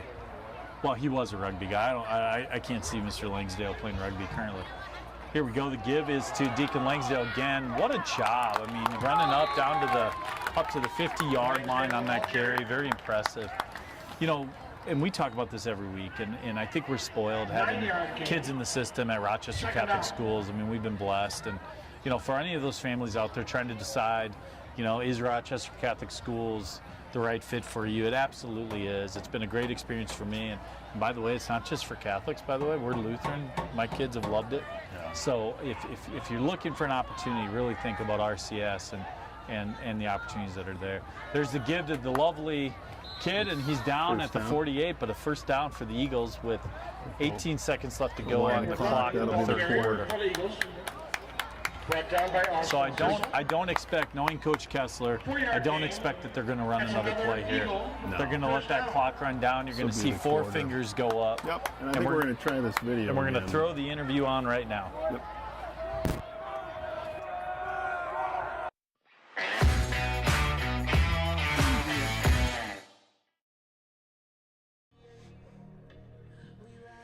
I'm here with senior captain Hudson Fix. Hudson, 1-1, heading into week 3, game against Pine Island. What are you thinking tonight? So we got out of that mindset that we're 0-0, and we take this season 1 week at a time, and we're hoping by the end of the night we can be 1-0 this week. Great. So Hudson, you know, you're one of 3 boys, middle of 3 boys. All of you been in the Lourdes program. You got your older brother now gone to college, but your younger brother playing on the team with you. I'm one of 3 boys, middle of 3 boys. Talk a little bit about what the Lourdes program's meant to you and your family. It's definitely brought us a lot closer. Seeing my parents after the games, hearing them at the crowd, it's truly a really cool experience, especially when both my brothers were on the team. Being able to practice with them, playing a game with them, watching film with them, it's really brought us closer together. Oh, that's great. So, you know, you're one of 3 captains, you know, you've had obviously week 1 didn't go the way you wanted. Last week was a great win. You know, hopefully tonight will be a similar story to last week. But, you know, as a captain, what are your expectations for yourself? And I guess the same would be for the team. You know, what are your expectations for the team this year? I expect my team, as long as myself, to go 100% every play, every rep, every drive, every game, every practice. we got to build off each other, keep up the intensity, and we expect to win. So, if you were talking to a sixth grader right now, thinking about coming out for football in the Lourdes program, what would your advice be to him? I've been a part of other football programs, nothing like this.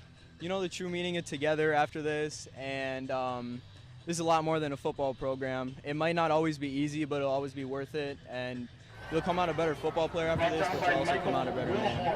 I appreciate that. I know that you've had some loss in your family. All right, here we've got the Lourdes Eagles. We were listening to the Hudson Fix interview, and we got 11:37 left to go in the fourth quarter. We're going to have the Lourdes Eagles 2nd down and 9.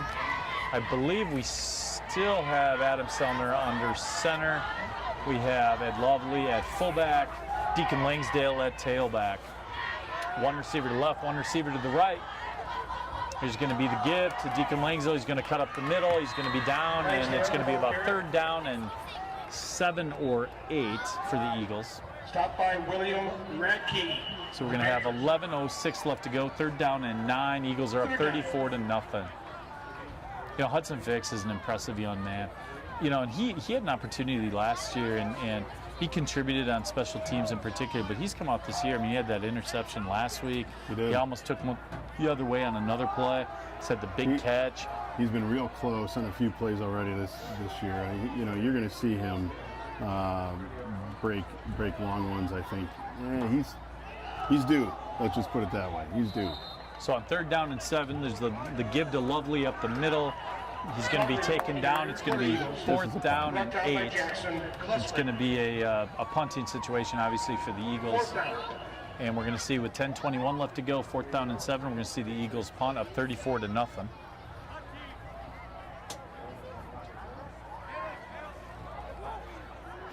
So on behalf of the Lourdes Eagles, one of the things in our CS system, we want to let people know that for the 23-24 school year, they will be accepting applications starting October 1. So if you are interested, which by the way, you absolutely should be, make sure you get that application in and join this system. Here's going to be the pump by James. Ball's going to be kicked. It's going to bounce at about the 25-yard line. It's going to take a Pine Island bounce. It's going to go out of bounds, and we're going to be at the 27-yard line. And we're going to see the Eagles up 34-0. We're going to see the change of possession. The Panthers are going to have the ball. Lourdes activities and athletics. Good luck to our marching band. They participate in a competition. Oh, look at down there. Tomorrow, 6 p.m. at the football field in Waseca. We got to give a wave out. We got the cameraman down there. We appreciate that. That's been the add-on by Clarity Filmworks during this game. How great is that? We have a cameraman on the field. This production is better than the MSHSL does. I'm just going to say. So it's better. They should really let us do playoff games. Let's be honest. If the Eagles make the play, which they do, everybody makes section playoffs. That's right. They should change their rules. Well, what if we just did it? Well, I don't know. I mean, what are they? You're not really much of a rule follower to begin with. Well, no. I mean, I don't want to get Coach Kessler in trouble. He'd probably be the one to get yelled at or something. Or our new activities director, Eric Larson. Don't want to make his start any more difficult. To William Johnson. So there's going to be the pass. The Pine Island Panthers are going to gain about 5 yards on the little out. Nels Pearson on the coverage. 2nd down for the Panthers. We're getting more substitutions in for the Eagles. At right end is Jada Jubek. And I'm trying to see on the... it's AJ Quimby is coming in at tackle, and he played a lot last week with Thatcher Bookman being out. So this is not his first action. There's going to be the snap. Not going to be much there for Sam Knox. Knox getting a lot of carries on. Well, he's been wildly effective. I don't know Pine Island stats, but I would assume he's touched the ball on at least 80% of the plays. Lovely coming out. He's really played a good game. And that's a freshman at linebacker. Yeah. What a job. You just got to love it. Who came in for him? Can you tell? How about this? Chase Carroll, 8th grader, coming in at linebacker. Got Chase Carroll in at linebacker, number 14. So here we go. Pine Island from and the shotgun. He's going to throw to the outside. It's going to be picked up. There we go. Eric Eric Nelson. He's going to be down to the 15-yard line. What a job. He just stepped up. He read the coverage. He read the route, stepped up in front, got the interception. What a great job by Eric Nelson. Before I forget, I should also mention we also had another 8th grader in on that play. Outside linebacker, number 19, Gabe Quinones. Gabe Quinones. Congratulations to Gabe getting into the game. I love it. And here we go. So the Eagles are up 34-0 with 8:49 left to go in the game. Eagles are going to line up. I can't tell if they're keeping I would Selner imagine Selner's probably out. Yeah, so Chase Carroll will be in under center now at quarterback. Yeah, you're going to start seeing the and we B see squad. Manasseh coming in, and and we see, I don't know if that's the other lovely. 33 is not on our, let's see. 67 is my son. 67, Silas Peterson in the game. In center. Oh, nice job on the run there. Keep the churning the feet. I love it. So Will Peterson, you're sitting in your dorm room. You better still be watching this game, young man, because your brother is in. But no, it's Friday night. Let's be honest. None of these guys are studying. Okay. I'm disappointed because I asked my son, hey, are you watching the game tonight? He said, no, send me updates. So I'm going to cut him off. No more money. Okay, Zachary Geyer in at tight end. We got to start getting these names. Wildflower is in at left guard.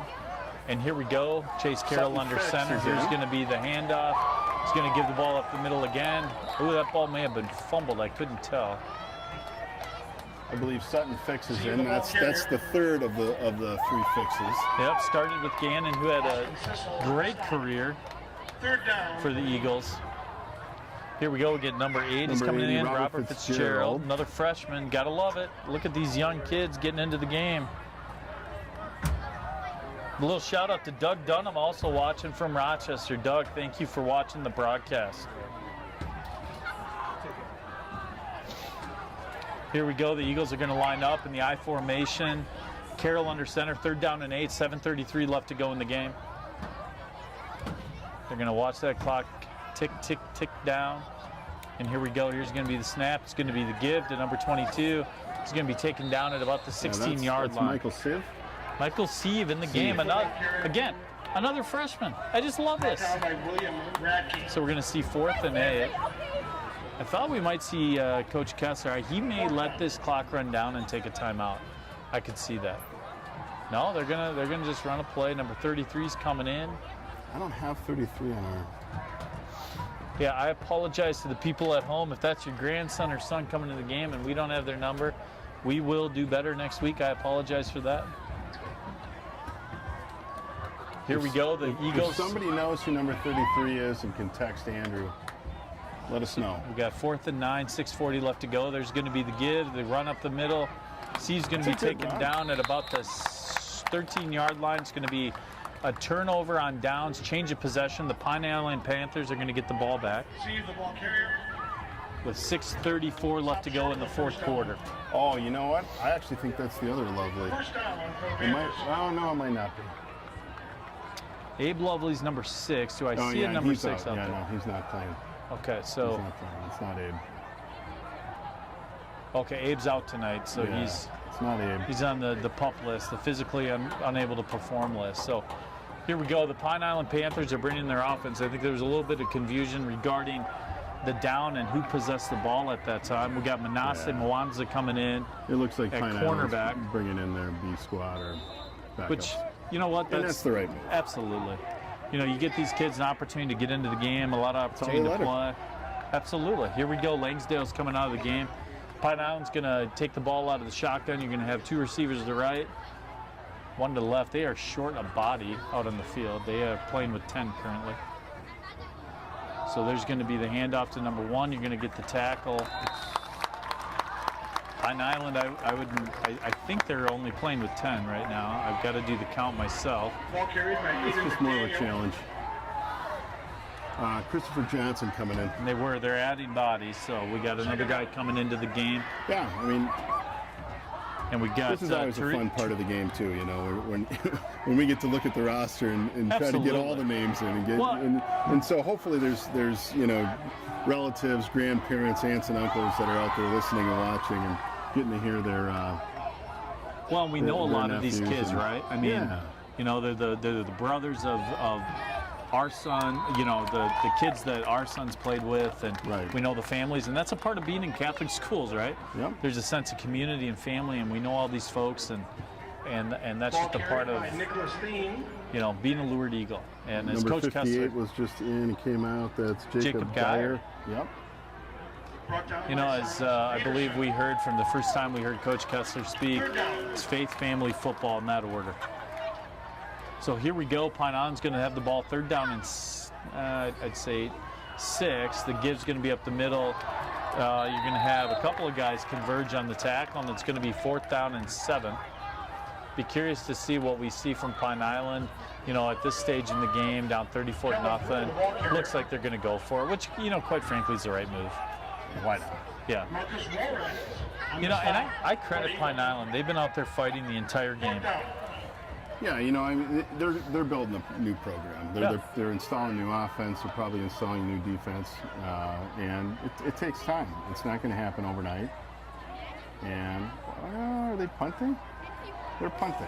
Oh, they are punting. Okay, so they're lining up for the punt. Lourdes not going to have anybody deep. We'll probably add the second string punter in for Pine Island. They're going to let the clock run down, and they're going to take a timeout. It's going to be 4th down and 3.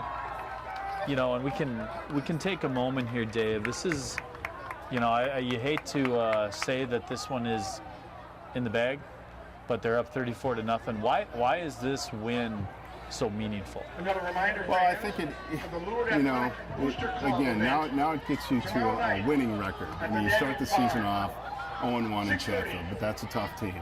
21 plus event. You answer with a great win against St. Charles. First half against St. Charles was maybe a little shaky, but the second half was phenomenal. And it continued on in this game, and you really saw a great first half and a great second. This was a complete game for the Eagles. I agree. And so you've now seen the Eagles, you know, deliver at least 3 consecutive halves of really good football. We're taking that now on the road to a La Crescent team that is, you know, arguably improved. They're improved. They're going to be well coached. You know, they're going to come in. And the snap is over the head. The Pine Island punter is going to field the ball. To his credit, he gets the punt off. Hopefully, we're going to hear the Lourdes Eagles yell, Peter, get away from the ball. It's going to roll out at about the 22-yard line with 4:14 left. That almost was a safety. It almost was. Credit to that Pine Island kid for getting that punt off. Now, I think you would never put in your first string or even your second string. You're going to play everybody here. But there's pride with these players. Lourdes has not given up a point to the Panthers in 2 consecutive games. Really? This being the 3rd. Well, last year. You'd think I would have remembered that since our sons were on that team. The Panthers. So this would be now, what? 8 plus 3, 11. This would be 12 consecutive quarters of football, of shutout football, if they can pitch the shutout. So there's a lot of pride in this. So you're going to see the upperclassmen cheering for these younger guys. I'm pretty sure the Eagles entered with 12 men in the huddle because we have 3 receivers, a tight end, 2 backs, and a quarterback, which, you know, I don't mean to remind Coach Kessler, but that is against the rules. So you can have 11 men on the field, but you can't have 12. I got a text message from, you know, one of the, probably the greatest boosters of Eagle Athletics and of the system as a whole, Joe Powers. You know, Joe owns the Honker, has the Hilton Entertainment Room, has the International Event Center, has the Stone Barn. Always has been supportive of RCS. He has grandchildren in the system. But he's struggling to find the live feed at home. So I think before the next game, we may have to go to Joe's house first, get it going on YouTube for him. Because or how about we get him to the game? How about we get him a Twitter account? No, that won't work. No, he does not do social media. A few score updates. Plainview Elgin Millville now up 27-0 over Triton in the 3rd. La Crescent up 21-7 over Lake City. How about that? That's impressive. Mayo still 14-6 over Century in the third. So here we go. We've got, again, Chase Carroll under center. It's going to be 2nd down and 17 for the Eagles. There's going to be the give. Obviously, you know, tough right now just because of, you know, the nature. You got all these young kids in the game and, you know, battling out there trying to do the best they can. But it's hard, you know. And not all these kids have played a lot of football together, which makes it tough. Right. You know, there's something also significant about this game, and if Coach Kessler gets this win, why is that significant? Well, it would be 150th win. 150 wins for Coach Kessler. 150. Now, we were told about this earlier in the week, and this was to be kept kind of quiet because Coach Kessler has never made it about him, right? This is about the program. The theme of the program is together. It's not about me. It's not about him. But this is a special moment. I mean, it really is.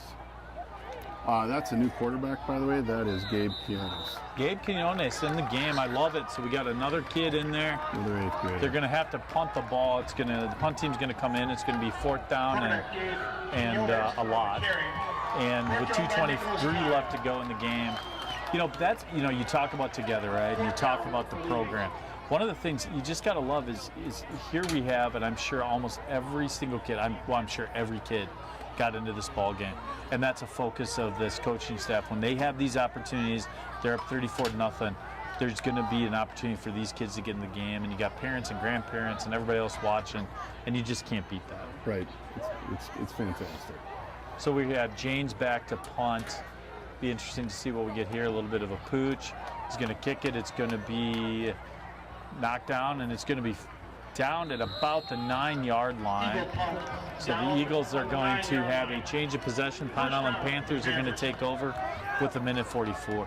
But really, congratulations to Coach Kessler and all the staff that have been with him, you know, through the years. And you know, 150 wins, that is a lot of time and a lot of effort and a lot of kids. And so I hope for those that are watching, those that have been through the program, those that have been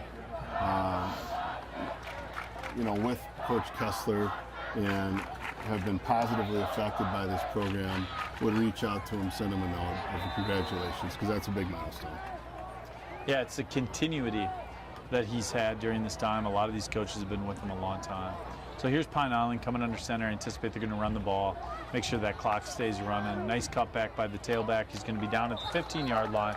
You're going to have 1:38 left to go. We're probably going to see 2 more plays by Pine Island, and that'll bring this game to a close with the Eagles up 34-0. Marcus Juarez in the tackle for the Eagles. So next week, heading down to Lake City. Not sure if we'll have a broadcast. La Crescent. Sorry, La Crescent. I was wrong. Hopefully, maybe. Maybe. Never know. We'd love to do a road broadcast if possible. So we have 1:10 left to go. It's going to be 2nd down and 5. Eagles are up 34-0. You're going to see Pine Island come out of, go under center again in the I formation. It's going to be a give to the tailback. He's going to cut back up the middle, and he's going to be down at the 19-yard line with 55 seconds left to go. The clock is going to stop briefly while the chain gang moves the orange sticks, and then as soon as that ball is set, they will blow the whistle and we will get that clock rolling again. It's rolling. So this might be the last play of the game. I don't anticipate they'll run another play. So it's going to be 41 seconds left to go. 1st down and 10 for the Panthers. The Eagles are up 34-0. We're going to see an I formation again, and your one receiver to the left, one receiver to the right. And the give to the tailback. He's going to cut to the outside. He's going to get down at about the 29-yard line. A tackle by... It's hard to tell. I'm not 100% sure who number 24 is again. We'll work on the numbers. We'll get better every week and get that figured out. We want to make sure we get that right for these young men that are out there playing football and for those parents and grandparents. So there's going to be 21 seconds left. The sticks have moved. It's going to be counting down. I don't know that they're going to run another play. Pine doesn't seem to be in much of a hurry, down 34-0. And so, you know, Dave, this is a great win for the Eagles. Again, thank you to everybody out there that's watching the game. Thank you to those Pine Island fans that are out there as well in the text messages. credit to them for watching the game. So there we go. Lourdes Eagles win 34-0. What a job by the Eagles. What a job. And you see out on the field there, you see Coach Johnny Jensen out there congratulating Coach Kessler. And I think, I don't know exactly what's planned here at this point in the game, but again, as Dave Peterson was talking about, that is Coach Kessler's 150th win as a Lourdes Eagle head football coach. So they go through the handshake line here. And again, you said we're heading to La Crescent, and we got Terry Donovan. And Terry Donovan's a heck of a football coach. Yeah. And, he's been doing it a long time. He produced, his son from last year, I believe, is actually at Bemidji State. I don't know if he's playing quarterback or receiver, but he's at Bemidji State. His other son played at South Dakota. That was probably 8-10 years ago. Had a great career at the University of South Dakota. And I think he may be coaching maybe down in Missouri or something like that. I think he's a high school football coach. Yeah, he's going to have those guys ready to play. And, this is going to be a team that is, they're going to be hungry. And they're going to have an Eagle team that they're going to want to knock off. And so, it appears, hopefully, that we came out of this game healthy and we're going to be on the road. And usually there's a lot of mosquitoes down there, if I can remember right. So, Eagle fans, make sure you bring your bug spray. Yeah, and it's going to be, we'll see.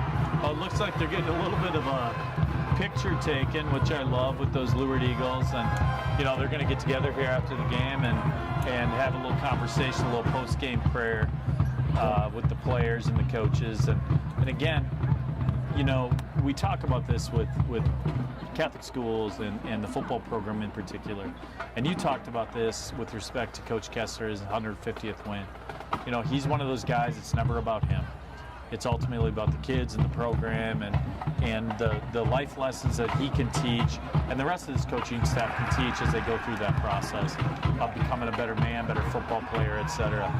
Looks like that was a short post game. We would now like to congratulate head coach Mike Kessler on his 150th victory as Lourdes football coach. So I don't know if you can hear that over with George Round, who is the sort of classic voice of the Eagles at events. And he just announced the 150th win. And a Lourdes community.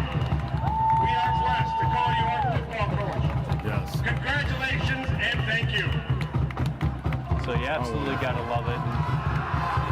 Here we go. Now we got the student section running out to celebrate with the players. So again, the Lourdes Eagles, 34-0 victors over the Pine Island Claw of Panthers, as Dave figured out before the game.